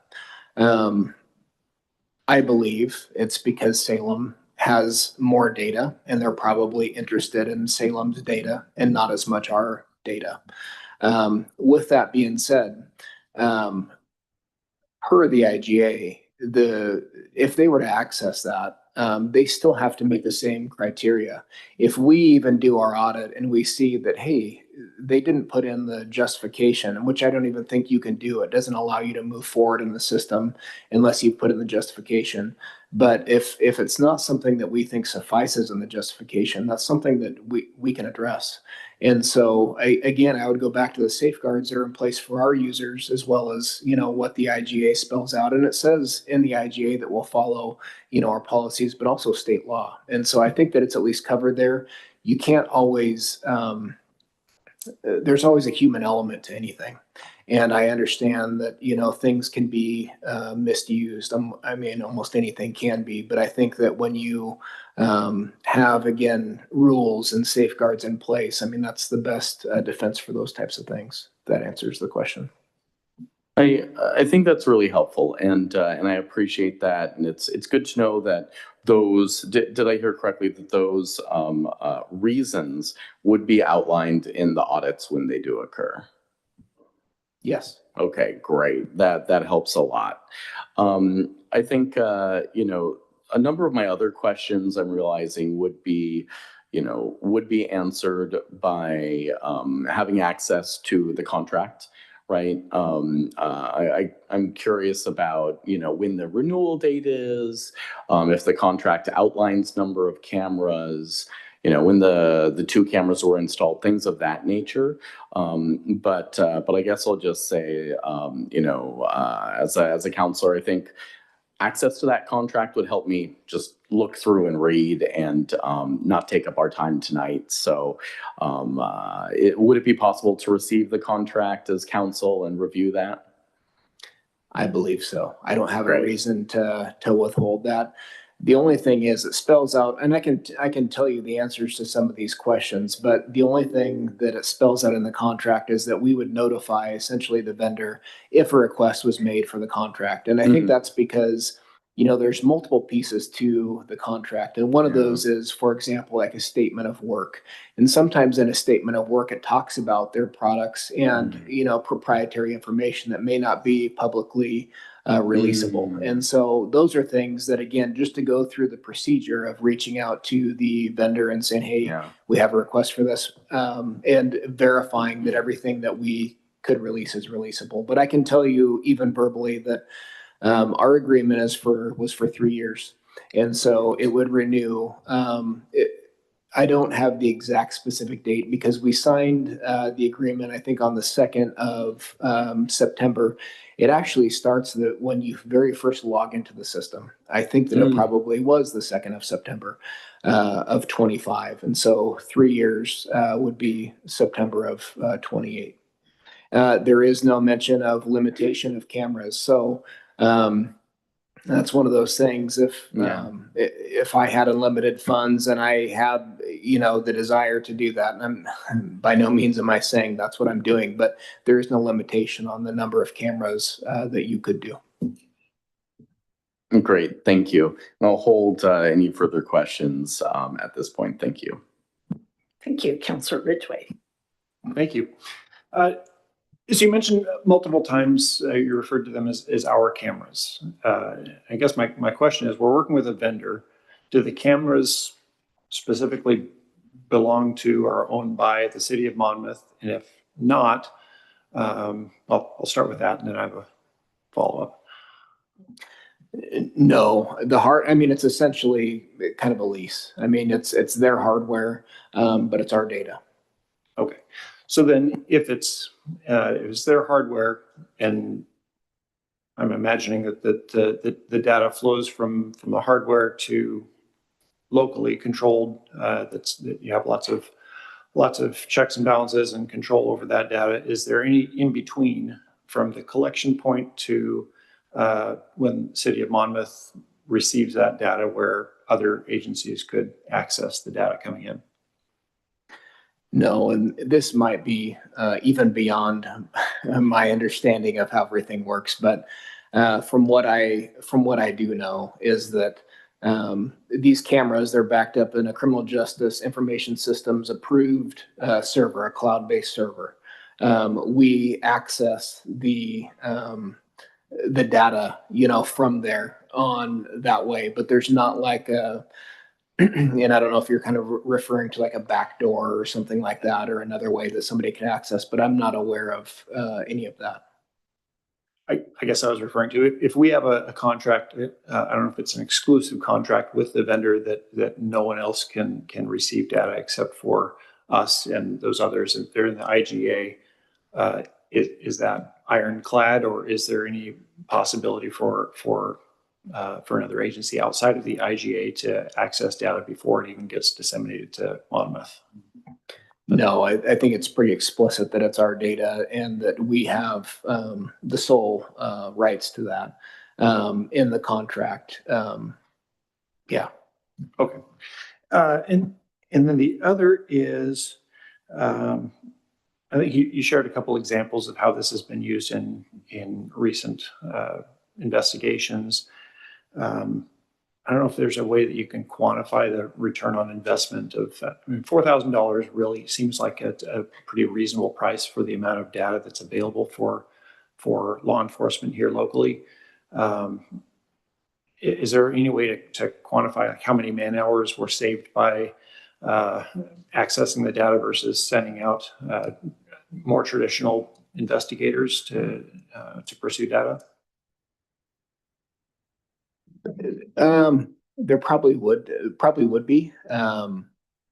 I don't necessarily have that right now, but I can tell you that I think it's tough to quantify. You know, I can talk about some of the use cases, and really, I'll put it this way. So when there's a number of things that I budget for every year, that we need to operate, and they're tools. They're things like it could be shields, that we need to have in our department. It could be new mobile data terminals. It could be things related to firearms or other tools that see on our vests or body cams or whatever else. Many of those things may cost in the vicinity of what we're paying for ALPR, for a year. For one item, a shield might cost between $3,000 and $5,000. A new mobile data terminal, costs anywhere from between like $4,000 and $5,000. So like they're along the lines of what we pay for other things, but the impact, I think, in certain cases, it's tough to put a dollar amount on it, but when you can gain critical evidence in a case, I mean, I don't want to say, it's probably sounds cliche to say it's priceless, but there's an element of that it is hard to put a number on that. One of the other use cases that I would say, and it wasn't even our use of ALPR, but we had a pretty serious sexual related offense that happened here, and we had a suspect that was at large, that we knew who it was, and we're trying to locate him. And our officers sent out a be on the lookout, not through ALPR, but just through our normal communication systems. Another agency, I think in this case it was actually Salem PD, receiving our bulletin, put it in their ALPR system. That vehicle had just passed one of their cameras. It was headed out into Polk County. They notified the Polk County agency, and they were able to go stop the vehicle and make an arrest. We wouldn't have, I'm not going to say that we wouldn't have got to that same point. We may have at some point, but it was pretty amazing to kind of see how it could work in that way, and to get to the end result as quickly as we were able to. And I think in some ways, even protect others and do what we're called to do. So I know it was a really roundabout way of trying to answer your question. I appreciate that. My takeaway is that this is a relatively inexpensive investment, and it yields a lot. I think one of the concerns that people in the community have is that if it expanded, that there's the potential that it be used or misused for ways that aren't necessarily intended right now. I mean, just 5 years ago, we had draconian lockdowns and lots of measures taken and rules passed, and law enforcement was left with, how do we enforce all this stuff? I think there's fears of that type of an environment happening again. And then here we are, if there's expanded use of cameras and identifying all the traffic that's coming and going and who's that out at this time of night. I think that it can be kind of dangerous really quickly, but it sounds like, at least for right now, it's certainly used in a way that's helpful for solving crimes and utilizing the manpower that you have in an efficient manner. So I appreciate the presentation. Thank you. Councillor McKeel. Thank you, Madam Mayor. I just would like to go back to Councilor Lopez's comment about the Woodburn cameras. My understanding is that's a completely different system. There's a lot of data sharing with that. Their cameras are not our cameras. Is that correct? Yeah, that's correct.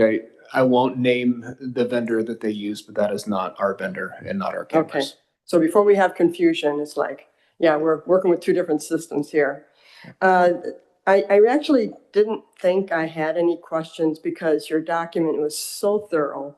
And I really appreciated that you dealt directly with the questions about the independent security audit and the warning signs that come up when somebody's logging in to say, stop, are you actually supposed to be doing this? If I can't find it again, but is there something in that when you log in that says, if you are not supposed to be in the system, but potentially there's a fine or some kind of other, and I'm sorry, I can't find it, but I know I read that, so.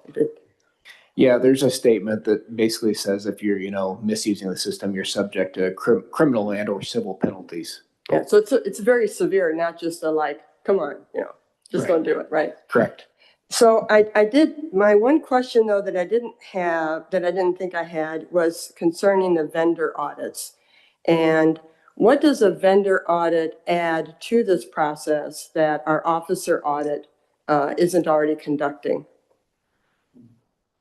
So I think our internal audit can do many of these same things. I think we can pull this data. And in fact, these are conversations that I've had with the lieutenant. And however, I think there's even an element of like us just not policing ourselves. You know, that you're getting another audit from another set of eyes that's just extracting the data, and it speaks, and it's really it's put on them to provide that, because it can be, I think, a big lift for an agency to do. Because there's a number of things that it spells out, you know, as part of the Senate bill that will be included in that audit. And so I think there's reports that are kind of built that, again, these are done monthly and then again quarterly. But I do think that we can pull most of that information, if not all of it, ourselves. We just haven't done that yet. I think it's the vendor's responsibility. And I think that that's something that we need to get them to do. But I think we can get that data. So I'm just always a little leery because I've had other contracts, you know, I work with work.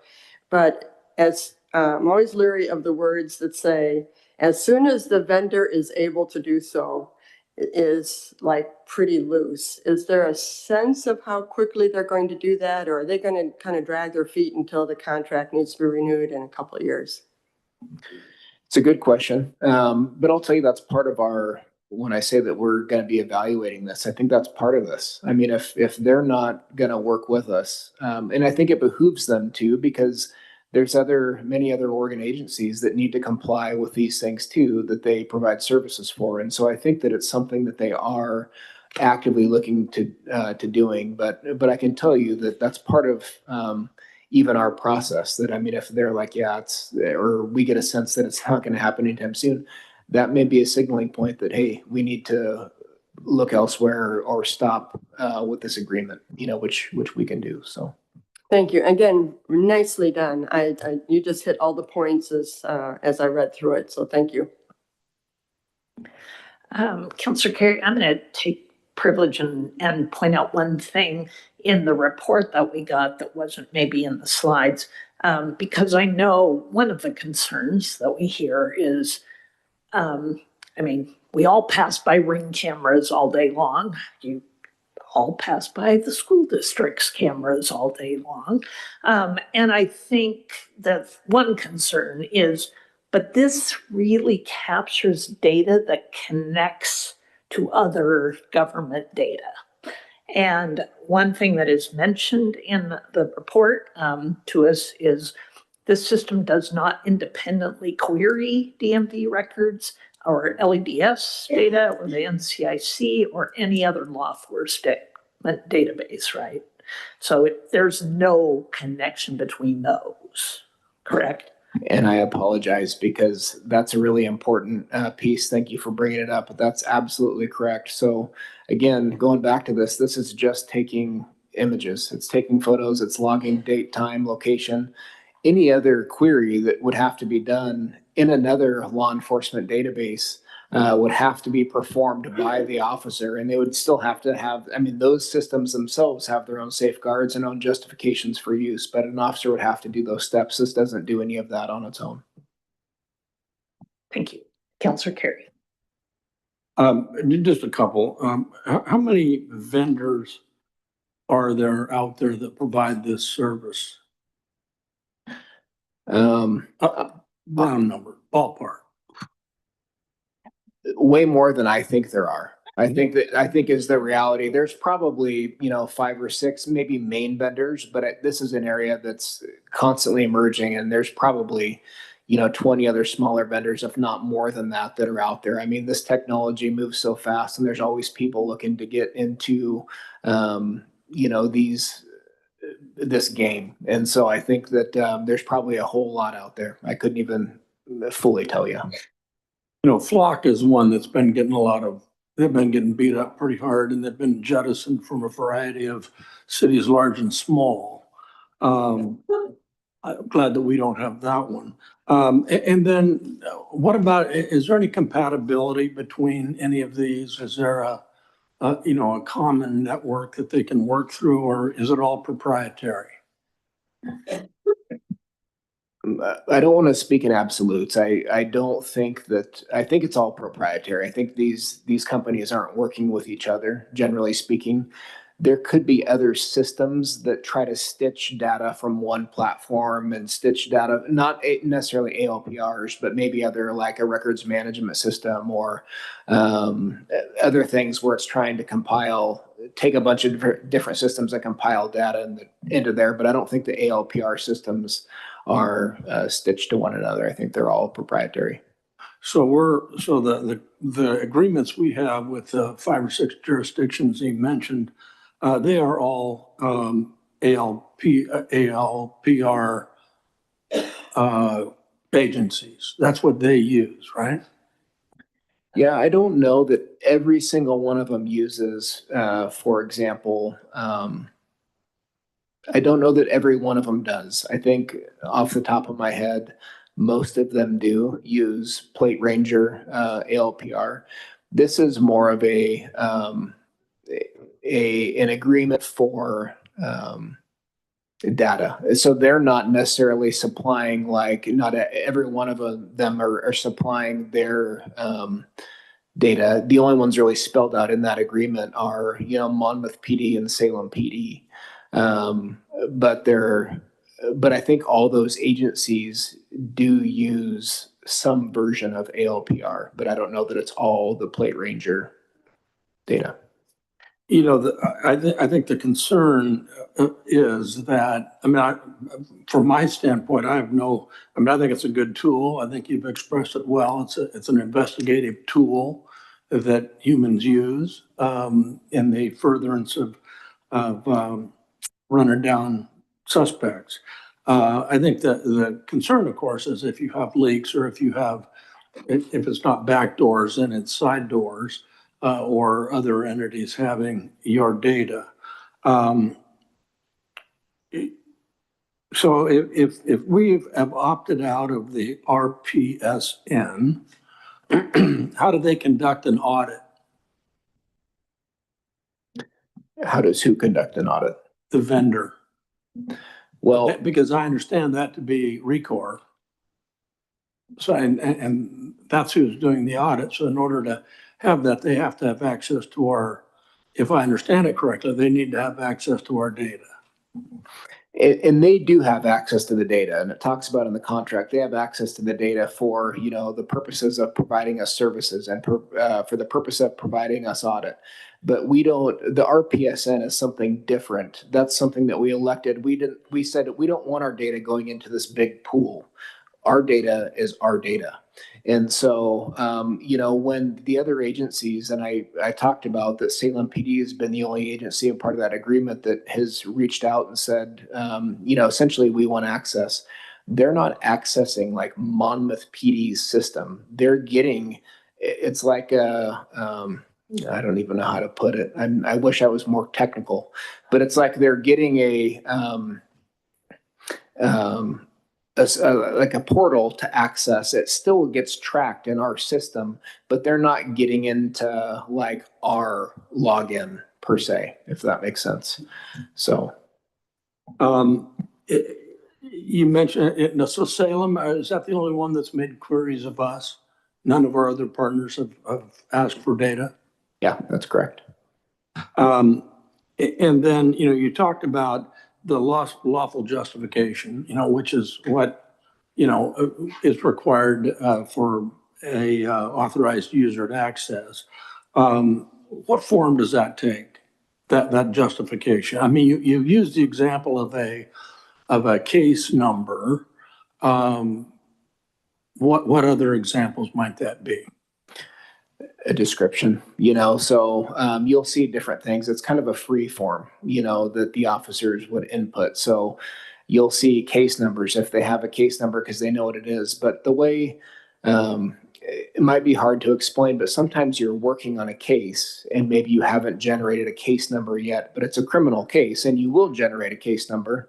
But so they might just say it's a, sex offense or a person with a, warrant. But it will be something free form. And so we use a lot of, it's not just all cop talk, but I'll say it's cop talk, and it's really what kind of the types of calls are how they show up in a system. And so it might be say like, armed person, and that's what it is. But it gives the date, time, and again, it gives the agency and the requester. So it would allow us to, if we even had questions, be able to go in and reach out to that specific person and say, hey, what was this you were working on? Or even query like the records management system, or the CAD system and say, what were they working on at that date time? And so there's some checks and balances with that. How about a broken tail light? No, we wouldn't use that for a broken tail light. No. And one of the things Councilor Ridgway mentioned that provoked a thought with me, you've got somebody driving 3 o'clock in the morning through town, possible drunk driver. Would that be justification? It depends on how the call came in. If there was a lot of good details that we felt like, hey, we've got, reasonable suspicion or whatever else, and we have a lot of factors supporting that, it could be. If we didn't have enough information, no. And that happens even now. We get those types of calls, and sometimes there's not enough information for us to act. We might, if we locate the car, we might follow them for a period of time, and if we don't see any violations, we may not stop it. It's kind of the same thing with that system. Thanks, and I really appreciate your responses, and they've sort of reaffirmed the confidence that at least I have, I think all of us have, in the job you guys do. Your policies are good, they're well thought out. By your own admission, there's going to be some tweaks, but it's a well-planned, well thought out, well-managed system, in my opinion. So you're to be congratulated for that, both of you. All right.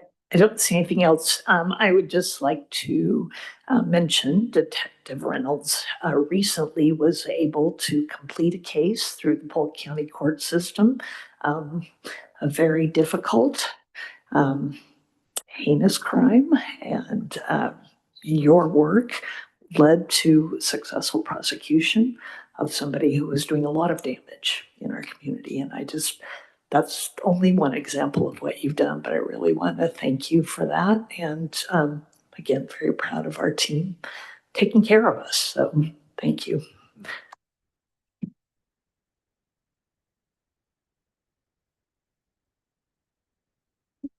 All righty. And I also just, FYI, it was interesting. I had read Senate Bill 1516 because I wasn't familiar with it. So I pulled it up. And it passed in March in the Oregon Senate 27-0 with 3 excused, and in the House 54-3 with 3 excused. And the only legislative comment was a legislator saying, I know there's a lot of concern and my constituents are expressing fear about this data being collected and how it's used. And then said, on the whole, though, this bill creates side rails and creates processes that we expect our law enforcement to actually follow, giving guidance and holding our public agencies accountable. So I thought that was an interesting summary of the legislative review. And I, at this time, think I'm going to call for a little break because I know Rochelle wants to get on to our exciting legislative priorities. But we are at 8:38, so can we resume at 8:45? That only gives us 15 minutes. Folks, we'll have to hurry, but we need to take a little break. So 15 minutes till 8:45.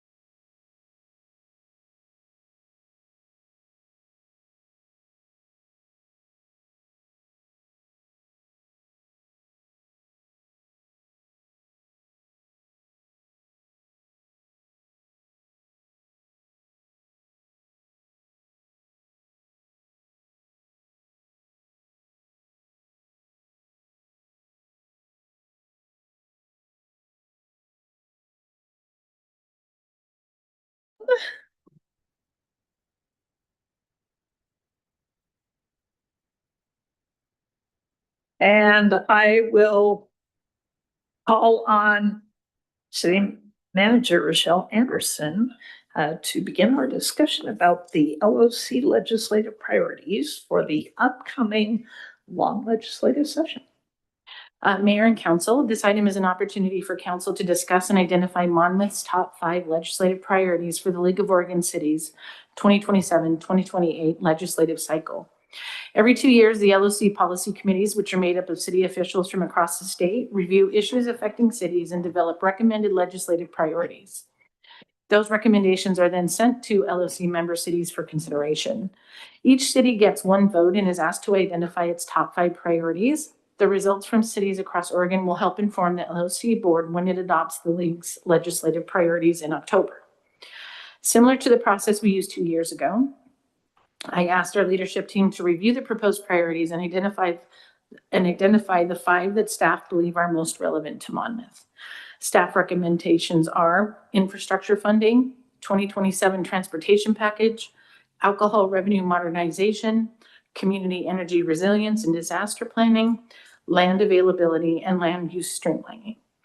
These are staff's recommendations, but ultimately this is the council's opportunity to determine which 5 priorities best represent Monmouth's interests. Tonight, I am looking for council direction on your top 5. Once we have that direction, I will submit Monmouth's ballot to the League of Oregon Cities. Thank you. Councilor Oberst. Having been the chair of the Transportation Committee many years ago, I always have to speak up for the transportation package, particularly given the failure of the most recent attempt at funding transportation in the state.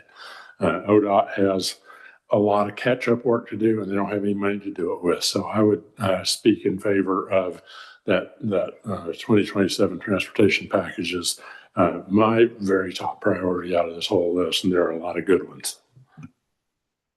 So I just have a quick process question.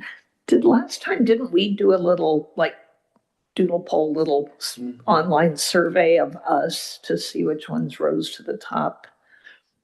An online survey? I Does don't believe. Sound familiar? I thought there was a verbal straw poll in council. I don't remember an online survey though. I'm just saying I'm not sure spending a lot of time advocating for each of us giving 3 or 5 or something of these might take a little longer. I was just trying to figure out if there was a better way to. Well, if the council would like, if each of you would like to give your top 5 in an email or a survey, we can put that through and send that through so that there's not a lot of discussion this evening, and then do a weighted, like we did with the staff, to then come up with that. I can bring that back to council and then we could vote if that's what you would like to do. Yeah, because the deadline for submissions the end of September, so we could each give input prior to our first September meeting. Councilor Bell. Yeah, that's what we've done in the past. I think not last year, but previous years, we got them in a printout and we got an opportunity to rank them. And so that would be a lot easier than trying to, well, not 2 years ago and 4 years ago and 6 years ago. So yeah, thank you. Yeah, absolutely. And then we'd get to go home by 9 o'clock. I mean, it's super helpful understanding staff priorities, and I think we kind of ended up with staff priorities and backing them up. But I think it'll be interesting to get just a sort of a ranking of each of us might speak to something. So if the council's okay, I'll send out an email tomorrow with that and the deadlines so that we can have it processed before the next council meeting. Is that fine? Okay. Yeah, we promise if you don't get your vote in, then tough beans. Councilor Ridgway, then Councilor Loeb. I just had a question. I'm not planning on debating, but on the alcohol revenue modernization, can you explain a little bit about what is meant by that? The other one seemed a little bit self-explanatory, but that one's new to me. I apologize. I don't know off the top of my head. Mayor, do you have any? Yeah, it's in here. What page? Thank you. Sorry.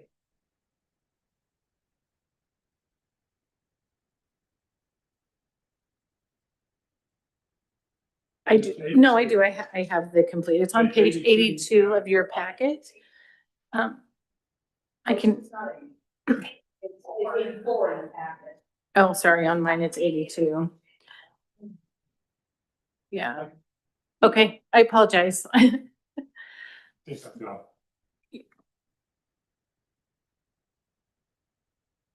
Go ahead, go ahead. There have been proposals over the years to raise the tax on beer and wine, and the Oregon beer and wine industries, both of which are kind of homegrown and special, have successfully argued to not do that. So I think this is an attempt to say the day has come, y'all. So, that's my read on this. Yes, let's raise the taxes just a little bit to generate more revenue. Of course, this comes at the same time the alcohol consumption is dropping. So I think the other thing this one does is remove the preemption from local tax. So currently cities cannot impose their own local beer and wine tax. That would be a major change. Yeah. In this as well. So.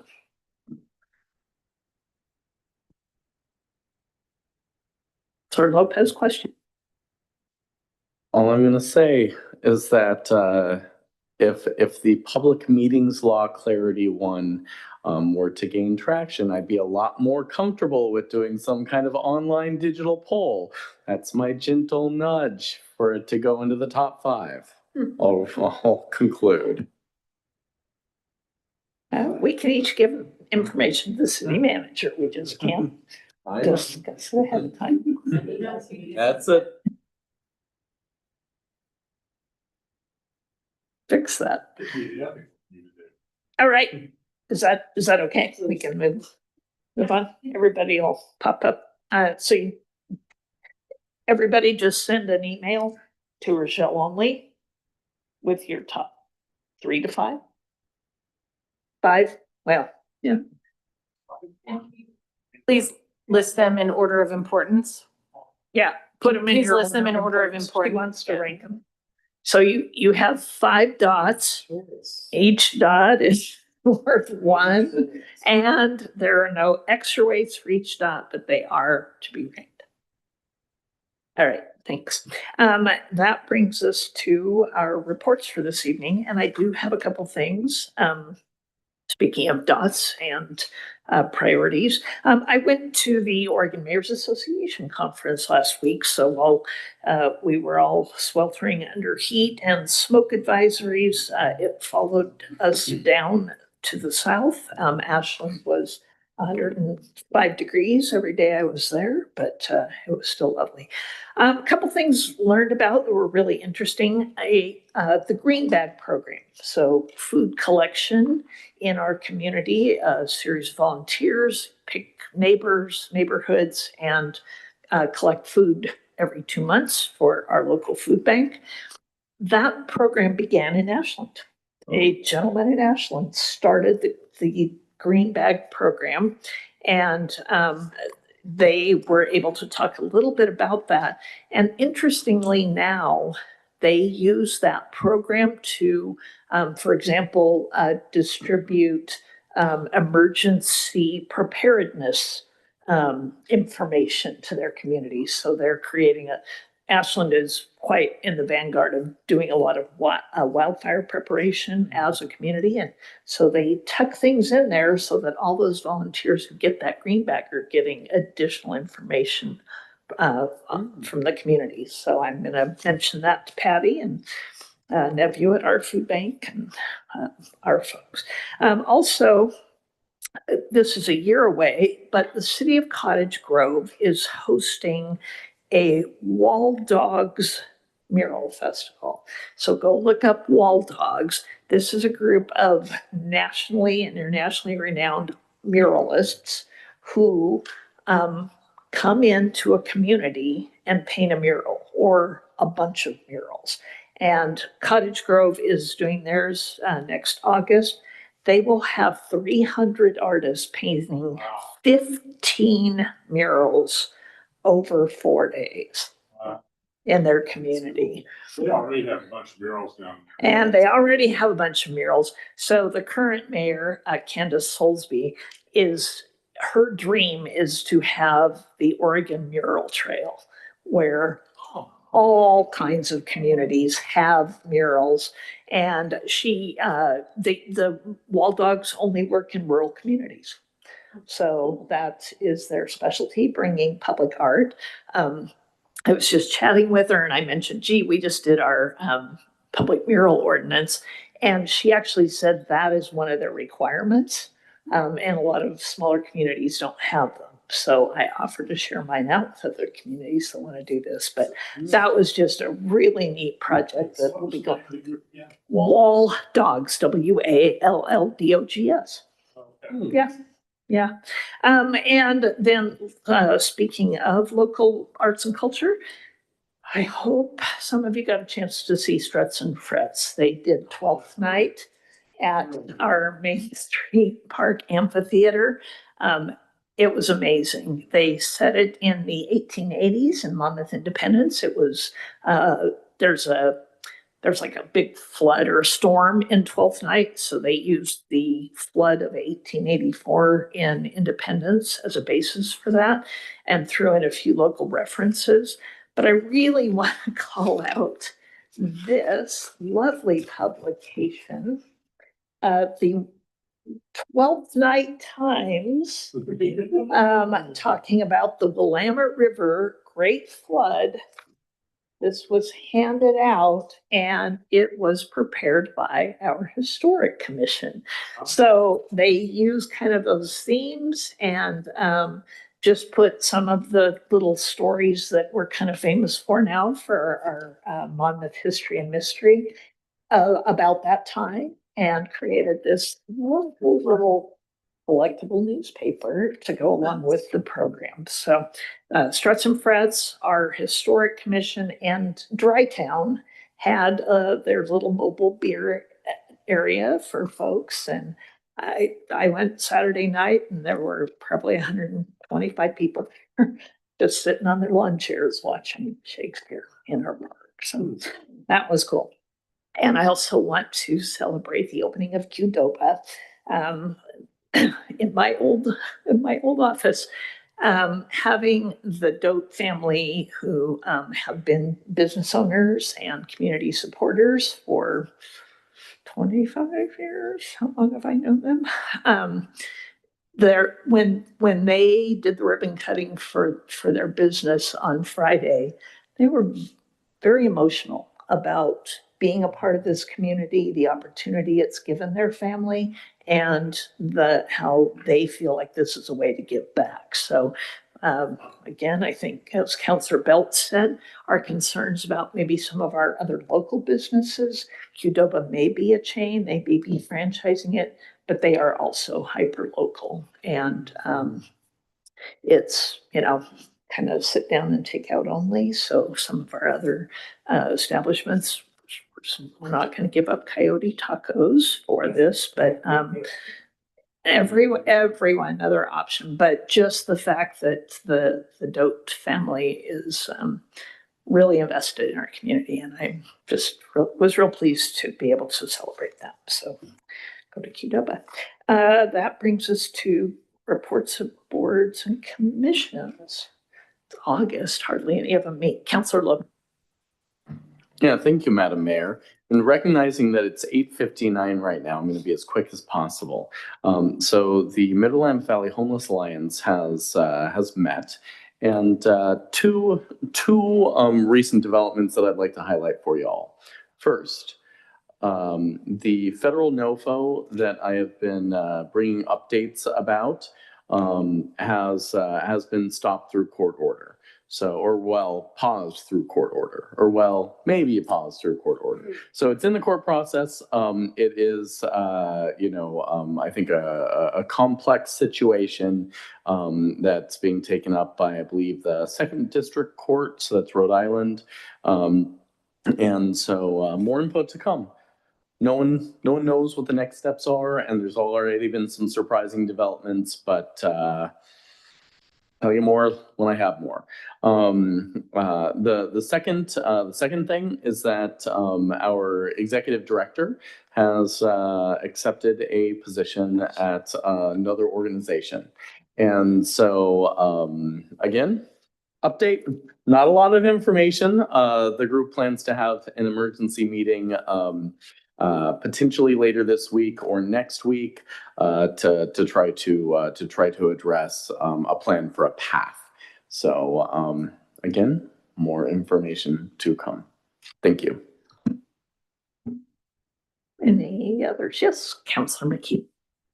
Thank you, Madam Mayor. The Historic Commission members met July 28th, and you'll be happy to know that they are starting the planning of this year's History and Mystery event coming up. I don't have a date for that, but they're going to jazz it up this year. Well, no, I shouldn't use jazz because never mind. They are going to have the performance from the New Horizon Orchestra, but they're looking at adding historic arts and crafts and having historic and handicraft vendors.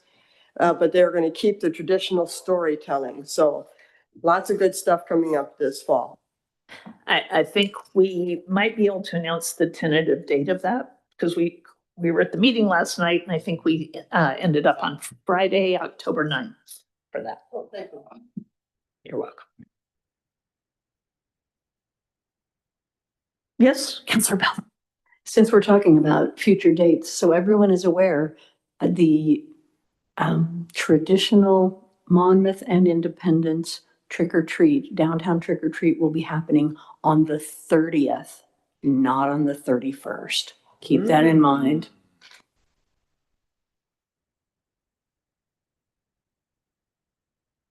And Councilor, it looks like Councilor Carey will finish us up tonight before our city manager report. This is not necessarily in by way of report, but more comment. And that is Priscilla Kennan has on more than one occasion talked about, expressed concerns about the what's going on at the shelter.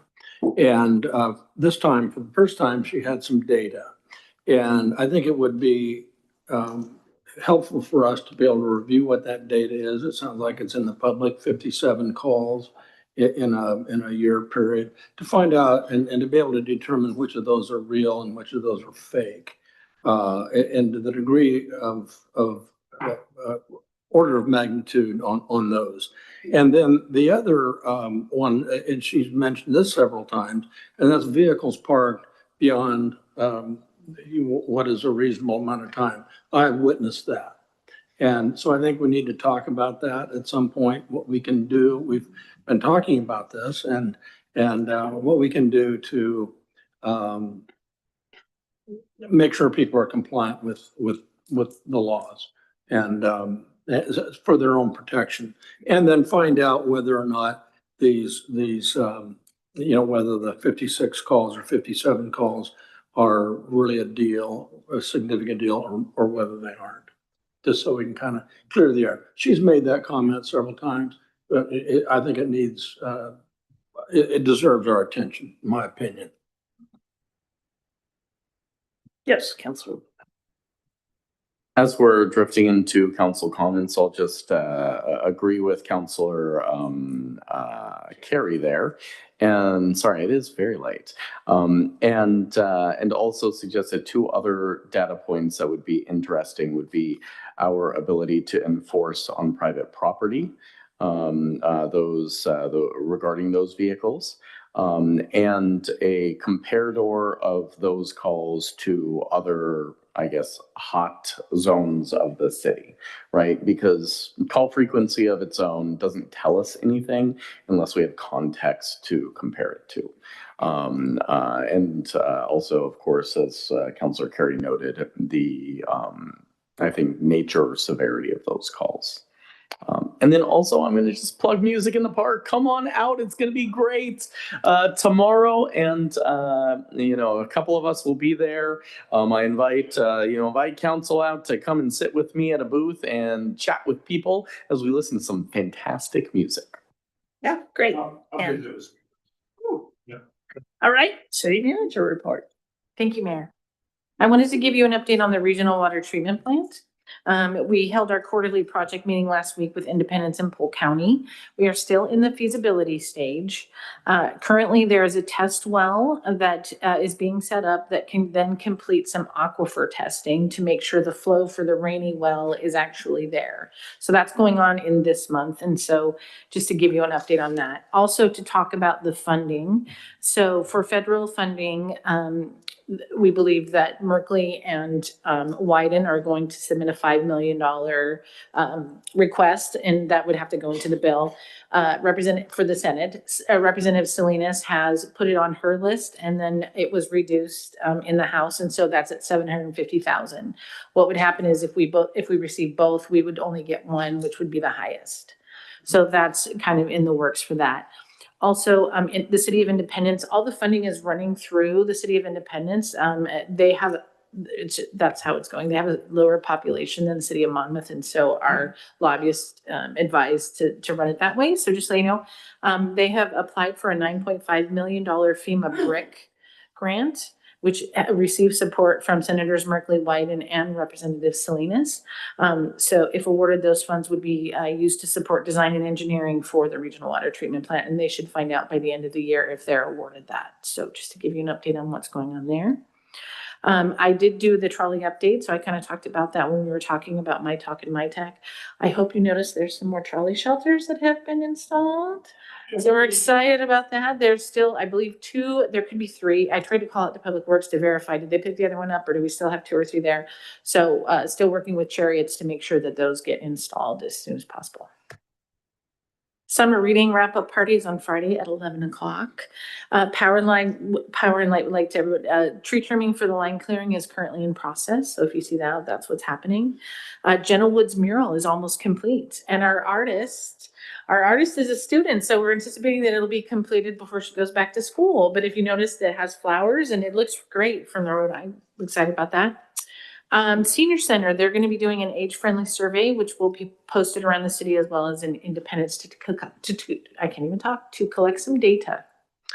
Also, we have a town hall that is scheduled for September 24th. It's a presentation by Kayla Thompson from the Oregon Department of Emergency Management with a focus on emergency preparedness, as October is Emergency Preparedness Month. And then also the Welcome to My Town for Western Oregon University is scheduled also for 9/24 from 5 to 7 p.m. And this year they're not going to be including a dinner for the students. So a little bit of a change up. And that's all I have. I'm sorry. All right. Any last council comments or a motion to adjourn? I wanted to thank you for your mayor's notes last month with talking about transportation and call out that I was driving at Main Street and tried to take a left turn onto one of the side streets. And I always check for pedestrians very thoroughly. There were none until the guy came ripping down the sidewalk on his skateboard. And I didn't meet up with him forcefully. He stopped, I stopped. Scared him, scared me. I apologize for not looking for people riding skateboards on sidewalks. And I would note we used to have spray painted on every corner a little sign that said no bikes, no skateboards on sidewalks. And I wonder if it might not be a bad idea to revisit that. And then I was downtown last night and I saw a young man, I'm going to guess 14 years old, wearing a helmet, thank goodness, on a mini bike, a gasoline powered mini bike, riding down Knox Street, middle of the street, crossed over, used the crosswalk to cross at Drytown Tap, down around the block through the park on his mini bike. And I believe I've had a conversation with a friend who raised this issue the day before your piece came out. So it's not just you and it's not just me, Madam Mayor. And we have, I believe, a little bit of a problem with folks powering up with gasoline and electricity, electric scooters, electric bikes that are ripping around town at 30 and 40 miles an hour. I watched a young man on an electric bike passing cars that were traveling at speed limit along Monmouth Street coming from Independence in the bike lane. And, you know, it's really getting to be a problem. And I don't know how to address it. It's, you know, you got to be in the right place, right time, right, Chief? And other than asking parents to step back and say, really?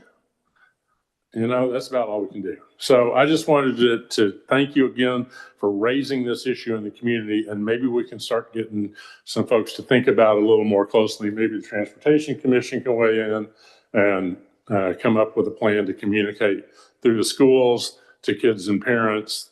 You know, breaks are a good thing. So that's all. Thank you. Yeah, when I said at the mayor's conference, one of our sessions was everybody raised, an issue, and we threw them up and we did dots to pick 5 or 6 topics to talk about. And literally mobile devices was one of the top 5. And yeah, another story of a mayor who was going down a street and a swarm of little e-bike riders came towards her, and she was stopped, and they didn't stop. They were in the middle of the street. They just kind of parted and went around her car and went on their way. So we're going to educate parents. I think you're right. Transportation Commission working with the school district, and we'll get some good enforcement tips. I've seen a couple of fun videos come out about it, but it is damn dangerous, and it is going to be a big issue when something really tragic happens. And the proliferation is crazy. So thank you for that. And saw an article go by about kits that you can get to modify a bike that's got a 20-mile-an-hour governor and make it go 40, 45, 50. And the kids are aware of this, and they know where to order this stuff from. They know where to go online and hop up what's supposed to be a street legal electric bike into a motorcycle. And why would I buy tags for my motorcycle when my neighbor's kid is riding just as fast as I go without one? Right? Thank you. Appreciate it. You're welcome. A motion to adjourn. So moved. All in favor, please signify by saying aye. Aye. And we are adjourned.